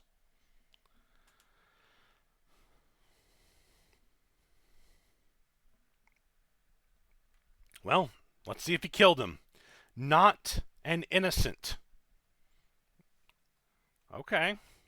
Their former family home is in tatters. They've lost everything and tonight nearly each other. As they clamber back to their feet, destroyed and broken, their hearts can only bleed for one another. Great line. Blaze, he takes off his mask, tossing it aside. He's no longer the chain of justice, he's Maxwell, his burned flesh wrapped in rotten bandages. "I'm sorry, son," he pleads. He's distraught. He realizes what he's done. "I'm so sorry that we keep traveling down this road. Whatever Destructo Boy did, it worked. The burned man seems to be coming back to us. Thank Zeus for that. There's just no way they could keep ripping each other to shreds. The levee had to break eventually." James takes his mask off too and tosses aside. This most of vulnerabilities isn't between the monster or hero they believe themselves to be, but between father and son. It wasn't my It wasn't my Maxwell interrupts. Fault? I know, son. They both walk to the center of the room and embrace. Their emotions pour out as both men break down into tears. Another year, another battle, another war. Yet they're no closer to the truth. The tangled webs we weave, says a dastardly voice from the shadows. Here it comes, people. Both men immediately turn to look, but whoever said it cannot be seen. They're cowardly and hiding in the dark. Show yourself, Maxwell demands. He pushes James aside slightly, ready to protect his son. I remember your wife, Sarah. She was a lovely woman, wasn't she? The tormenting voice continues. The holder knows precisely how much they want to share. But innocent? I think not. Wait! What? Who is that? What a revelation! Sarah wasn't a victim? How can that be? What the fuck is that supposed to mean? James petulantly yells back, being calmed by his father. There's an eerie pause, accompanied by a slight chuckle of insidious laughter. One person killed your wife and mother, but it was at the behest of us. She was going to betray us and steal our works for her own nefarious means. We had to stop her, you see. We had no choice. Okay. James and Maxwell look at each other in confusion. They can't believe this. After all, their investigations had uncovered no such information or leads. They honestly believed their wife and mother to be a perfect citizen of Arcadia. There's no evidence to suggest otherwise. And now I'm afraid that before you two get too close, it's time for you to shuffle off this mortal coil. The sinister voice says, Are they going to get murked? Before they can move into any direction, hooded men pile into the room. There's at least 8 of them, all carrying various weapons of destruction. From baseball bats to crowbars, they circle Maxwell and James. As they await what will be certain death, they watch as these men move aside, allowing their leader to cut through them like a knife through butter. He's not wearing a mask or a hood, he's wearing makeup. Is it? It's Hatchet! That son of a bitch! The Juggalo! The leader of a nefarious group of underground criminals called The Gathering. He made his debut at Pandemonium, but why on Arcadia has he agreed to take out a hit on Burning Justice? The rest of his crew take down their hoods, revealing painted faces that mimic his. Well, how the fuck about this? He chuckles to himself with a big shit-eating grin. Gathering? Meet Burning Justice. I would skip the pleasantries, but what you gonna do, eh? He outstretches a hand and is offered a baseball bat by one of his Gathering cronies. I'm sorry, not sorry about this, boys, he mocks with a smirk. But the pay's good, and the Fago tastes sweeter when there's blood on the bottle. Whack! Baseball bat to the side of Blaze's head. Oh my fucking god, he just split his dome. There's fucking blood everywhere. James looks for his weapon, but it's not close. He looks down at his dad, tears in his eyes. We cut away. No, no. What happens next? Please tell me they're okay. I can't. Fucking Hatchet. Hatchet! Your mother was down with this clown. Hatchet is here. The Gathering is here. Holy shit, is Blaze dead? Is Destructo Boy gonna die? Holy shit. Damn. Hello again, Ollie. All right. Off the record with Candy Cane. We're at the candy shop. Inside of the office sits Arcadia's best detective. A cigarette at her lips, a glass of whiskey on her desk. She shuffles through a pile of papers when a telltale bell rings, signaling a visitor. The gumshoe rises up, going to investigate, entering the front of her office only to find no one there. No one, that is, but a single package placed on her front desk. She brings it to her face, puffing her cig as she examines it. The front simply reads, To Candy Cane. With a tear, she rips the package open, the scene fading momentarily to black. When it returns, we see Miss Kane standing in front of a corkboard. A slew of ever-familiar pictures decorating it. Red string connects between the photographs, finally revealing to us exactly what Candy received. It's Colt Ramsey's research. All of his pictures and evidence about Lionel Troy's misdeeds. Candy blows smoke into the air, smirking confidently as she looks everything over. Lionel Troy, huh? Lame munch for headlines, but there ain't a lead I won't follow. She glances over towards a single note included with the package, one written in frantic, messy handwriting. Get Troy. End Troy. False prophet. Greedy bastard. And this lead has everything I'm going to need as we cut away. Candy Cane's going after Lionel Troy. All right, we've got some announcers here in a segment entitled Help, Help, Help. Okay. We return to the ring, whereby Nick Diamond and Johnny Gomez sit on commentary, the camera pointing directly at them. Well, folks, we're just moments away from a match highly anticipated here in old school wrestling. Tombstone versus Felix Foley. And I don't mind telling you, this one might be the biggest match of the night, especially with CJ Thorpe laying down for Narcissa. We get static. We get a click. We get darkness. What the? The entire arena has been abruptly thrust into darkness. We can't see a thing. Hey, stop that, yells Nick Diamond. The commentator screaming into the void of darkness off microphone. Let him go, goddammit. You fucking let him go right now. Help, help, help. The protests of Diamond are soon cut short by the sound of a large clunk and a scream of agony. With the thud, there's nothing but deafening and total silence. The lights return and our camera remains focused on the commentary table. Only Johnny Gomez is nowhere to be seen. Two headsets remain on the desk, and behind it, Nick Diamond lays in an unknown state, blood gushing from a wound on the back of his head. Medics rush to his aid, quickly applying CPR as we head to the entranceway for our next match of the evening. What the fuck has just happened to Johnny Gomez and Nick Diamond? We're without commentary, folks. Not Johnny and Nicky.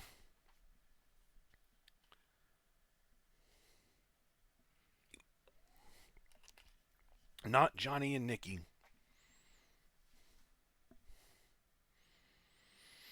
Well, they told us. Felix Foley versus Tombstone in one of our co-main events. The Puppet Master has spread joy and smiles to thousands of children in Arcadia, but his own has always felt forced. Needing something he never truly had, Foley had his opportunity to be whole, but for the monster who took it away. A father he always hated, a brother he never knew existed. Tombstone's already buried two souls that fill a Foley with sorrow, but can Felix gain a measure of peace, or will he be the third here tonight?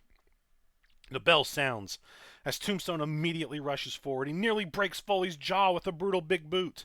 Foley staggers groggily up to his feet, right into a flurry of lefts and rights, before he's lifted on Tombstone's shoulder as the ferryman rushes forward, lawn darting Foley over the top rope into the nearby barricade skull first. Foley careens into the steel, nearly breaking through it from the sheer force as blood already begins to fall down the face of Foley and Tombstone. The ferryman just stares daggers down at him, waiting for Felix to get to his feet. Foley stumbles up, holding the guardrail in pain as he tries to wipe the blood from his eyes, not seeing the ferryman rush to the ropes before diving over. Flying plancha sending Foley back into the steel guardrail. Foley's back nearly shatters from the sheer force, but he's barely down on the concrete for a few seconds before Tombstone pulls him up by the hair, pulling him along while slamming his already bloodied skull off the guardrail time and time again. Tombstone pulls Foley up onto his shoulder again, rushing forward, snake eyes into the turnbuckle post, no! Foley slips out, nearly sending Tombstone into them himself, but the ferryman just stops himself in time. Foley backs up before rushing forward, but Foley of all people should know, you don't run at the ferryman. Boss man slam onto the steel steps. Foley screams out, absolute agony, a sickening smile growing on the ferryman as he picks up the steel steps, placing one to the side for the moment, before lifting the hurting Foley onto the base of the steps. Tombstone picks up those steps, lifting them up high. Oh, Zeus, he may well kill Foley right here and now. Tombstone slams down the steps. Foley just gets out of the way of the impact. He scrambles to his feet, rushing into the ring to try to get some distance from Tombstone in sheer death. The ferryman just nods, tossing aside the steps before rolling into the ring himself.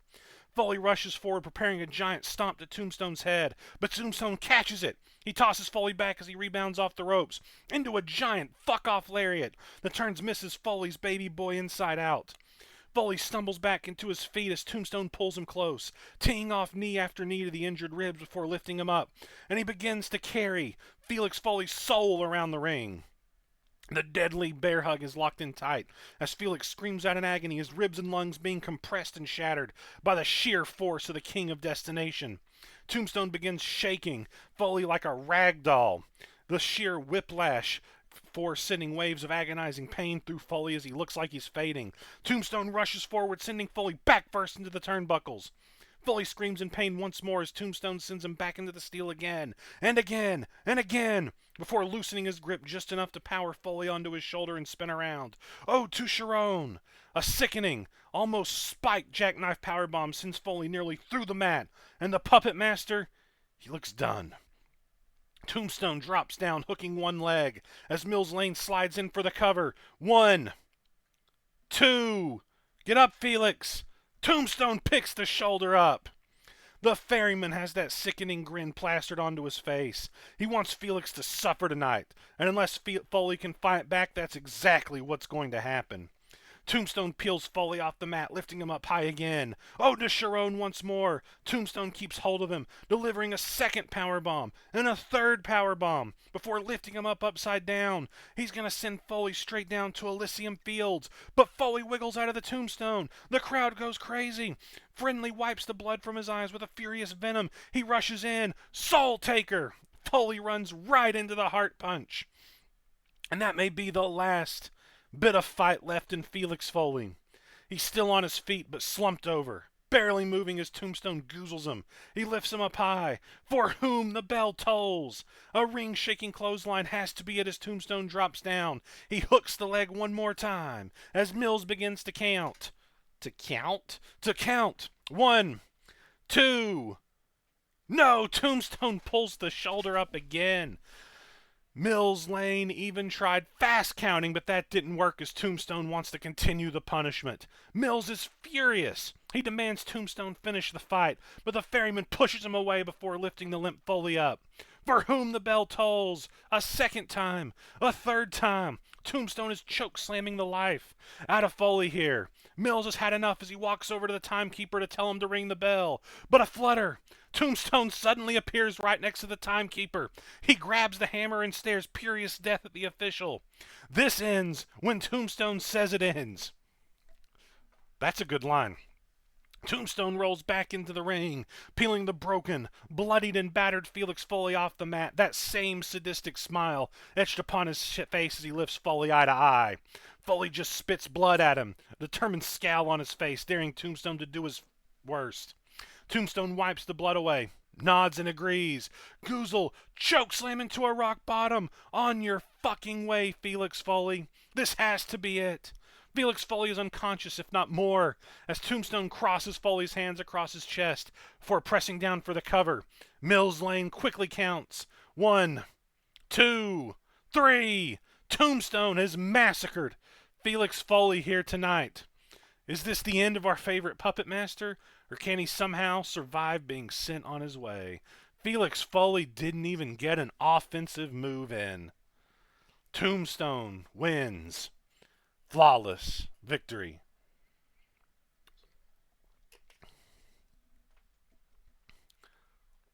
But let's continue on with those two. Segment entitled The Diary. Felix Foley lies crumpled in the center of the ring, each breath a sharp stab of pain. His body aches profoundly, a deep throbbing reminder of what just happened. He can't muster the strength to open his eyes, but the arena lights pierce through his eyelids, exacerbating the pounding in his skull.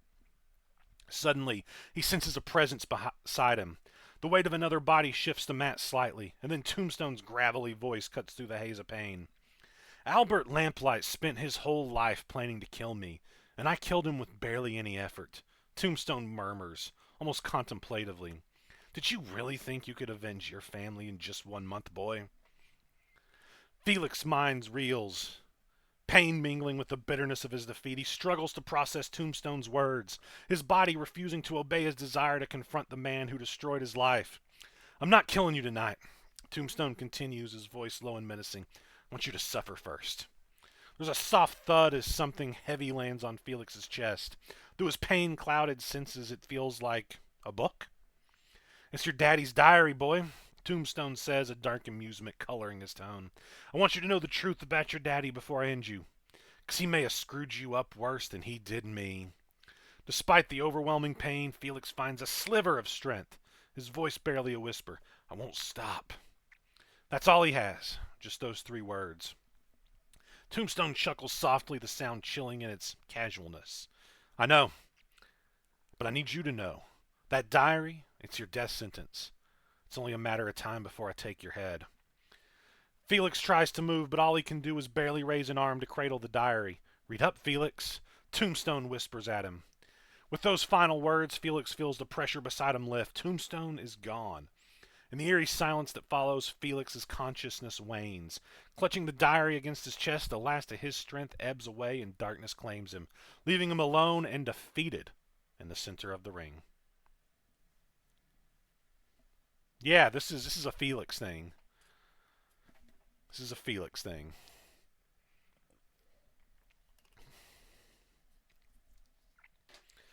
Well, Felix got his ass kicked.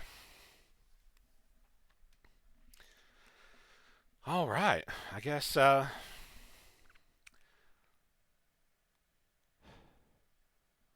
keep it going. Narcissa, Jackson, and Thorpe in a segment entitled Cade. It's finally time for the main event. The excitement doesn't emanate from the sold-out Olympus crowd. Instead, after what they've witnessed over the last 30 to 40 minutes, there's a sense of dread for what's to come. The rhythmic chants of K-Flay fill Olympus as the red carpet rolls down the ramp. When the vocals kick in, flash bulbs explode as Narcissa appears on the ramp, with CJ Thorpe in tow. With a devilish grin, Hera holds her arms out as she saunters down the ramp, making sure all of Arcadia can see her full glory. The Chainbreaker follows in close proximity, clapping for her excitedly. The crowd let her have it, and understandably so. Everyone looks forward to the winner of Lambs to the Slaughter taking on the world champion. She's ruined it. Oh, excuse me. She makes her way to the ring and grabs a microphone, grinning from ear to ear. CJ stands proudly next to her, smiling. Tonight, she says, interrupted by deafening boos. The crowd are on their feet now, pouring their hearts and souls into the atmosphere of pure hatred that has become Olympus. Tonight, I have bigger fish to fry. Again, the crowd roar at her and say, You suck. You suck chants follow from every corner of the building.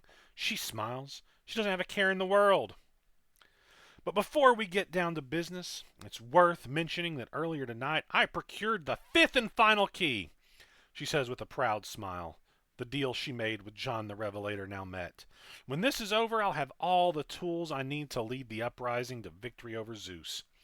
The world champion adjusts her title and laughs to herself. So without further ado, CJ suddenly interrupts. It's out of character for him. He politely whispers to her that he'd like the microphone, and she graciously hands it over. He wants to speak, only the crowd are so loud he can barely hear himself talk. Jackson! He has to yell into the microphone. It's the only way he can make his voice heard over this apoplectic crowd. I want you to see this firsthand, brother. I want you to see the beginning of the end. We wait a moment. Only Jackson Cade doesn't appear. He's either afraid or embarrassed, but wants no part of this shambles. Only the choice isn't exactly his. Because out from behind the curtain walks Jasper Redgrave, a rope wrapped around the neck of Cade, pushing him forward aggressively. I'm glad you could make it, Thorpe says to boos from the crowd. He walks over to the ropes and leans over, looking down at Cade, who now stops at the bottom, Jasper chuckling maniacally behind him. This isn't good for the Eagle. This could spell the beginning of his end. Brother, I wanted you to see this firsthand. Microphone shot to the skull of Narcissa. What the fuck? Jasper Redgrave can't believe it. His eyes widen in absolute shock. The fans roar louder than they ever have. It feels like the roof is about to come off inside Olympus. Redgrave doesn't know what to do. Jackson turns around to face him, smiling.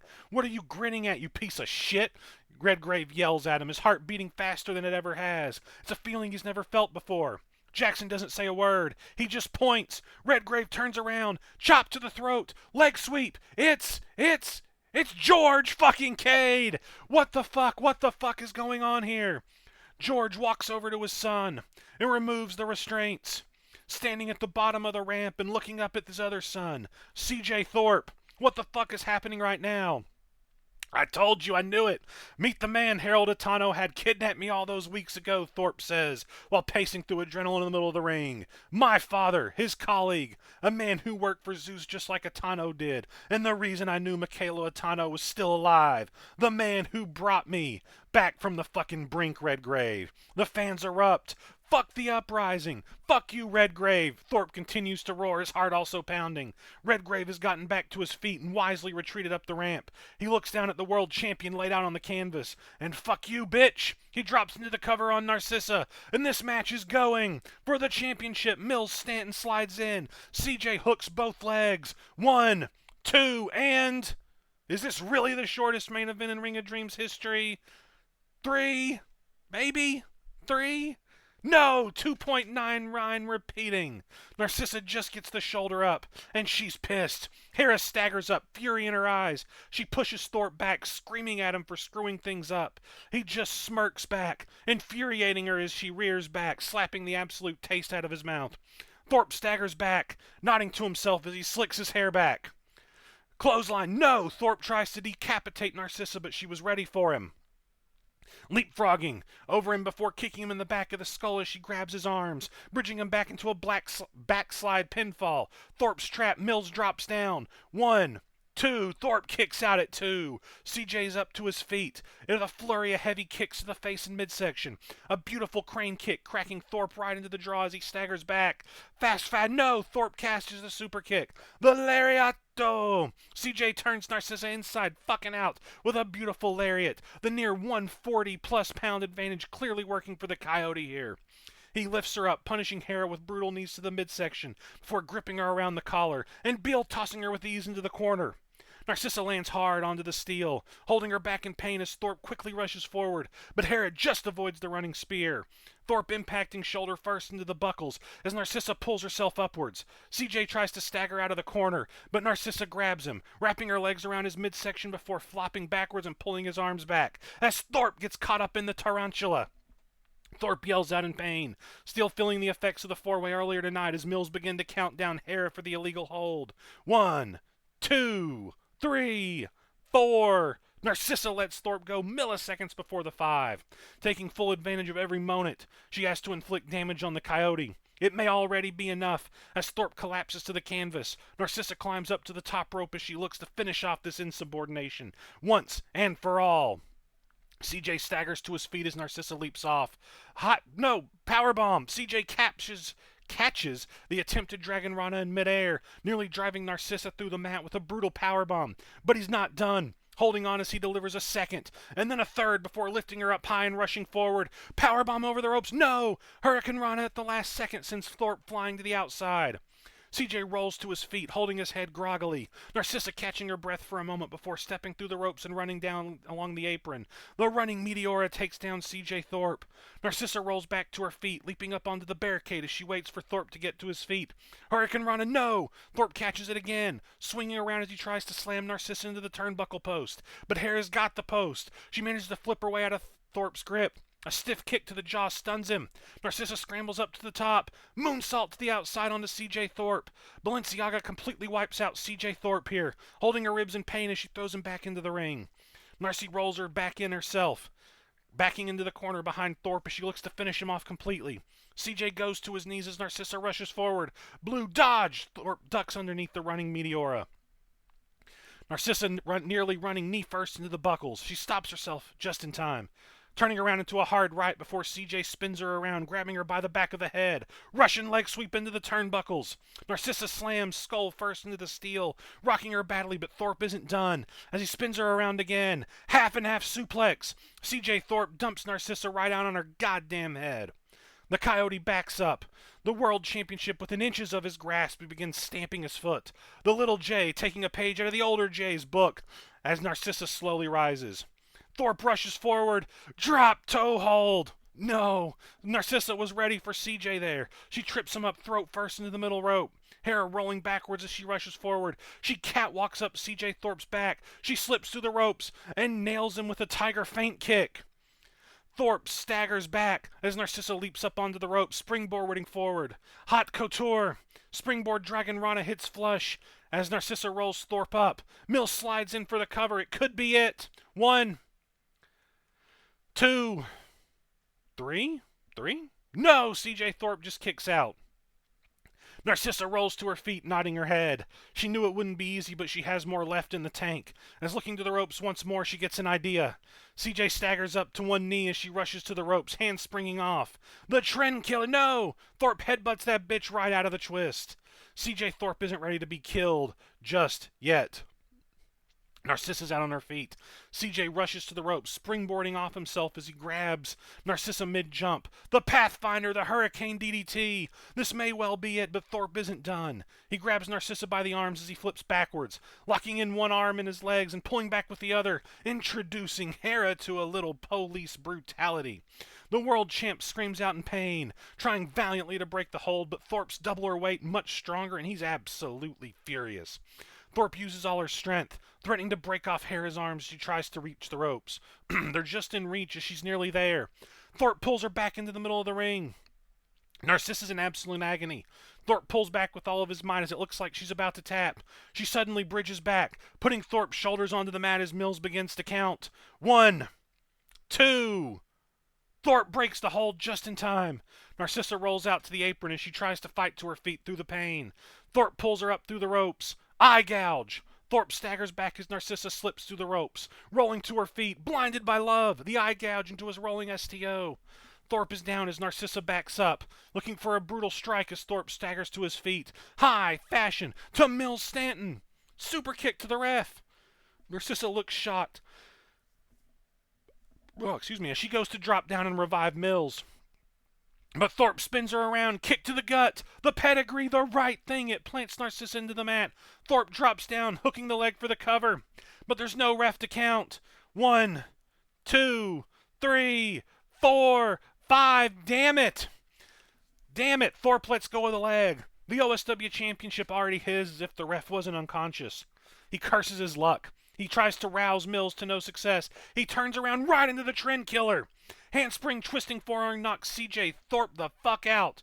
Narcissa can't capitalize though as the ref is still down. The ref is down. Narcissa looks over at her world championship.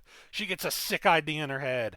She rolls out of the ring, grabbing the world title from ringside before rolling back in, holding the world title in hand as she begs and pleads for CJ Thorpe to get to his feet. The Coyote slowly staggers up as Narcissa sprints forward before nearly denting the gold upside his head. Thorpe is busted wide open as Narcissa rolls the belt outside before finally rousing Mills. The ref's awake, but groggy. Narcissa hooks both legs for the cover. Mills counts. 1, 2, not this way. 3, CJ Thorpe kicks out. Narcissa is shocked, angry as she screams at Mills for counting slow. She turns around right into a spear from CJ. The Coyote begins pounding down on a defenseless Narcissa with lefts and rights before getting to his feet, grabbing both her arms, and begins stomping the shit out of her. Brute, force, entry, stomp, stomp, stomp, so many stomps. He may well be stomping the end of Narcissa's title reign here, as with one final stomp to the skull he lets go and backs up into the corner. Narcissa slowly gets to her feet as CJ pushes forward, right into the uprising. A bicycle knee rocks Thorpe as he stumbles into the ropes. Trust! A running knee of his own and both competitors are down. Mills goes to start the count, but they're not down for long. Both pulling themselves up by the ropes as they stare fury at one another. As both Hera and the Chainbreaker rush forward, lefts, rights, knees, uppercuts, a brutal headbutt rocks Hera, but a return roundhouse stuns Thorpe. She grabs him by the arm, spinning him around. Revolution, no! Thorpe ducks underneath the ripcord spinning heel as he kicks Narcissa in the gut. Kick, wham, pedigree, the right thing. Narcissa's on her feet. Thorpe grabs her by the head, throwing her back into the corner, crushing her with a brutal clothesline. He lifts her up high. He's looking to kill this bitch with some fire. Freedom, no! Narcissa slips out, uppercutting Thorpe high right in the balls as he turtles up in pain. Hera scrambles to the apron. She locks Thorpe into the ropes as she heads up top. Thorpe leaning back, trying to escape as she leaps off. The coup d'etat! The double foot stomp to the fucking head. CJ Thorpe crashes to the mat, completely out of it, as Narcissa hooks both legs for the cover. Mills drops down to count. 1, 2, 3. Narcissa retains the OSW World Championship. O'Hara remains the OSW World Champion, but after everything that's happened, will she, OSW, or Arcadia ever be the same again? Your winner and still World Champion Narcissa Balenciaga. Congratulations to Robbie for that.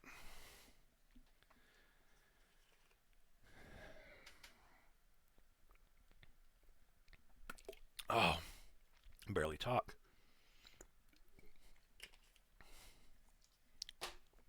Oh, let's go. What's next?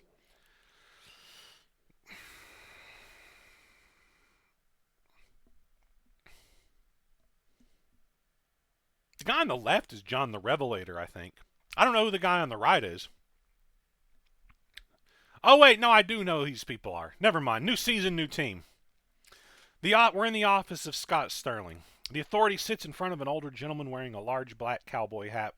He's reviewing paperwork at the behest of our commissioner, who eagerly awaits his response.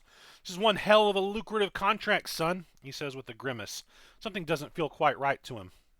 Well, Bronco, you probably heard that we had some trouble tonight with our now former commentary team. Johnny Gomez was taken, it's true, Sterling admits. Bronco shuffles in his seat, he's not sure. And Diamond? Retired. Scott quickly retorts. He's hurt. A little lost, but not coming back. We need a new commentary going forward. We're hoping you, the great thrashball commentary legend Bronco Blackwood, will make a switch over to wrestling. Bronco puts the paperwork down on the table and folds his arms. No one quite knows what happened to Johnny Gomez, and the whole of Arcadia saw Nick Diamond get hurt. Just then, the door swings open, and in walks a heavier-set man with an open shirt, chest hair on display, and a big shit-eating grin. Well, bugger me, he says in a British accent, stopping to put his hands on his hips. If this ain't a collection of the future wrestling A-team, what the bloody hell is? Scott Sterling stands and shakes his head. Bronco doesn't budge, he just stares forward, unimpressed. Meet Matt Ruby, Sterling proudly announces. Casanova himself. Bronco stands up and turns to face him, offering a handshake that Ruby powerfully accepts, attempting to assert his dominance. What he finds, however, is a strong grip from Blackwood that quickly deters his attempts at establishing himself the alpha. Well, if that just don't beat it all, Blackwood mutters, looking him up and down. He's not impressed. I'm guessing this lucrative contract isn't optional, son? The authority carefully shakes his head no. Blackwood gives him a stoic nod and exits the room, leaving Matt Ruby behind to look at Scott quizzically. Hold on, Squire. You telling me he's got a lucrative contract? He asked in confusion to Sterling's shrugged reply. You mean to say that the great Matt Ruby isn't the star? Okay, I like this new commentary team. Should be fun. But here we go. We got a segment with the champ, with Narcissa. Open sesame. We're hours after the main event. This is probably what we all came here to see. This is the big one.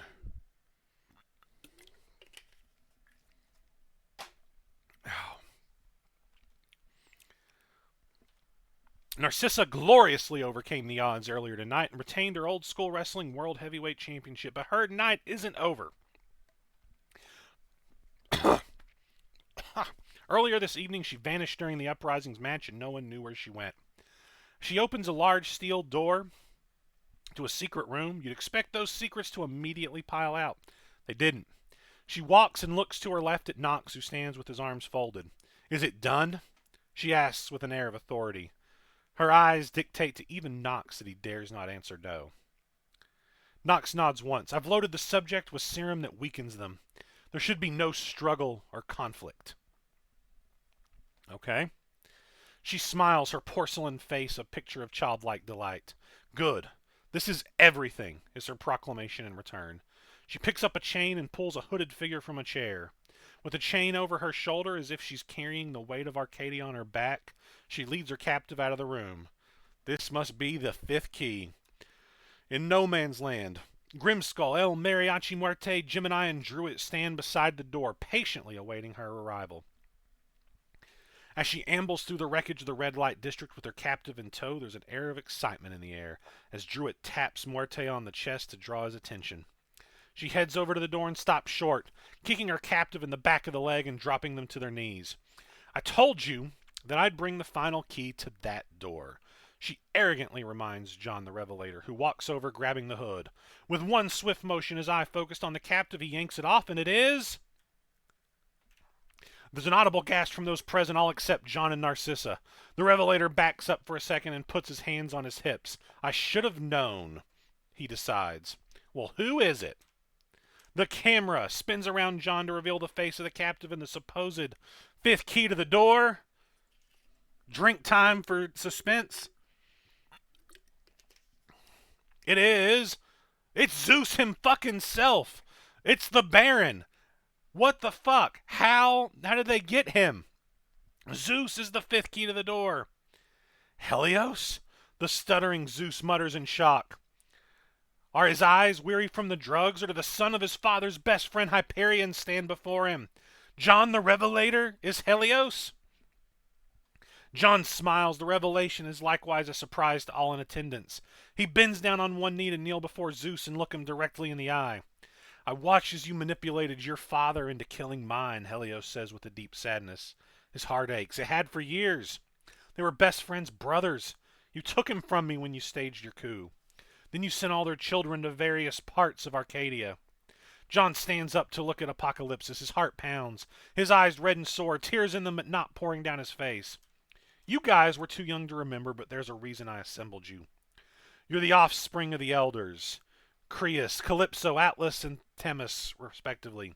Gemini, you witnessed your mother Calypso brutally murdered that day by Ares and Zeus. You witnessed your father Atlas meet the same fate, Druid, as you did with Creus. Grimskull. Okay.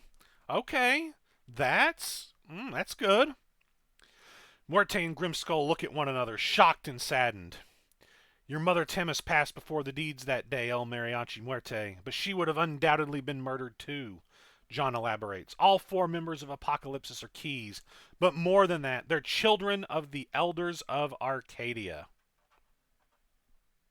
He walks past him to the door and puts his hand on it, watching it once again light up red. John shakes his head in disbelief. Your parents and Cronus made you keys to this door. I was too old by the time those matters were decided. I thought he was, too. JTR says, looking back at Zeus. With a nod, Narcissa drags him back to his feet, angrily dragging him towards the door. Please don't do this, John, he begs. His heart races as he's pulled towards the door. Not because he's afraid of what might happen to him, but because he's terrified of the door being opened. You know what's behind that door. You know the hell it could unleash on Arcadia. El Mariachi steps up and places his hand on the door. It lights up green. Grimskull does the same. It alights green. Gemini places her hand on the door. It alights green. Druid, green. And finally, with all 4 hands now in position and green lights emanating powerfully from above, John and Narcissa force Zeus' hands onto the door, and it alights green. The sound of mechanical whirring crunches above them as the vault-like door slowly begins shifting left. Debris and dust fall from above as it travels to one side, revealing a darkened maw with a bright light pointing directly in front of them, coming from the left within. Don't! Zeus pleads one last time with all his might. Apocalypsis, JTR, and Narcissa share a look before bravely and powerfully stepping into the pitch black. Their eyes take a moment to adjust, because as they step from darkness into light, what they see needs to be double-checked to be believed. John stares directly into the light as the others recoil, hands over their eyes.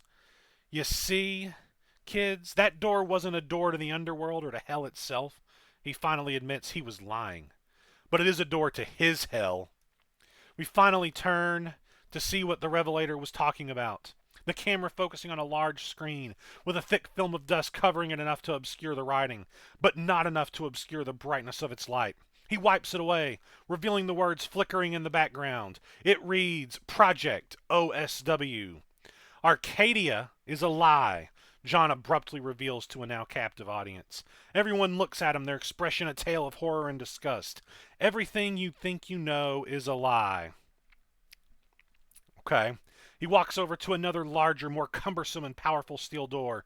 Placing his hand on it, there's no visible lock, no lights, bells, or whistles. There's a world beyond that door. Zeus killed the elders because Arcadia was an experiment designed to house old school wrestling, and it had gone dark from communication from those in charge. The Baron listens, kneeling with his head lowered shamefully at the door. The elders were going to end it and take us all back to the surface. But Zeus couldn't allow it. He craved power. He needed power. So he killed all your parents and mine to ensure that he achieved it. He's been our Baron ever since. No one dares to speak a word understandably. They're all in a great deal of shock and disgust. The thoughts racing through their minds are the equivalent to an explosion of truth that even the most powerful of person would recoil from. I know this comes as a surprise to all of you, but there's very few, if any, that remember the world before Arcadia. Anyone who wouldn't be silenced was murdered. Anyone who remembered soon became conditioned to forget. Muerte ended up with the mariachi. Grimskull was destined to end up in death row. Gemini, or Druid's trauma led him to become an explorer of all things, Arcadia. And Gemini's personality split in half. He's responsible for it all. Druid and Grimskull look utterly distraught. The pain in their eyes is quite unlike anything we've seen from them. Gemini exits the room back through the door in which she entered, throwing up bile and vomit. It's not black. It's not gore. Surprisingly human. She collapses, crashing into the floor with a ginormous thud. Neither Grimskull nor Druid have paid attention. Just then a gas canister is launched inside. Fucking Knox. White gas begins filling the air, forcing all three of them into a coughing and choking fit. When this door starts whirring again, they're oblivious. They can't breathe. John the Revelator, on the other hand, crawls towards the door, being stopped abruptly at the entrance by El Mariachi, Muerte, and Narcissa. Behind them, Zeus now stands with Ares, his guard, and Nox. This whole thing was a fucking rouse. When Nox said he loaded the subject with serum, he wasn't talking about Zeus. He was talking about the canister he used to incapacitate members of Apocalypsis. I told you not to do it, he says arrogantly as the door starts closing. Muerte stomps on the head of the Revelator, knocking him out cold. He and Narcissa back up and exit, watching as the sealed door they just opened closes behind them. John the Revelator, Druid, and Grimskull trapped inside that room for all of eternity. I'm glad you accepted my offer, my queen, Zeus says to Narcissa, taking her hand and kissing it. Together we shall rule Arcadia. Narcissa blushes. You always had a way with me, Zeus, baby. Long live the king and queen of Arcadia. Muerte stands, not saying a word. Zeus approaches him with a big smile, wraps his arms around him in a grand show of affection. You made the right choice, he congratulates, stepping back to grab him by both arms and smile on his face. You have my deepest gratitude. Zeusy, Narcissa calls out, standing over Gemini. She's no longer what she was. Her makeup is faded and the stench around her gone. We do have one problem, babe. Everyone looks towards Gemini, the survivor who shouldn't have survived. And we cut away. And that is Ring of Dreams 10. That was a balling final segment. I don't even know what to say about it. Man, I almost said to somebody a couple weeks ago, the thought popped in my head, what if the door goes to the outside world? And like Arcadia is something, but I didn't do it, so it doesn't count. That was a huge segment that kind of laid out the story of Arcadia fully. And I am very interested to see how it goes forward. And I have to wonder if the fact that having people alive that know that other than them, other than Narcissa and Zeus, is not going to be bad. Big Lord Dump. Love that. Love that. All right, folks. Well, that's all she does right there. What a show. We're not entirely done. There is one more thing we're going to do as we exit, so don't leave until you know it's time to leave. But just want to thank everybody from coming out. We had a lot of really great matches tonight. The matches were phenomenal, amazing segments. Think that it was a great show. I'm really happy that everybody came out. Go into the Discord and the voice chat. I'm sure people will be talking about the show for a long time, and that Dean will have plenty of insights for us about what's happening going forward. But speaking of going forward, we're going to close out the night with the debut debut. That's not how you say that word. The debut of a video for next season show. So we'll hit that and go forward. But love you guys. I'll be in the chat for a little bit after this video. So talk to you then.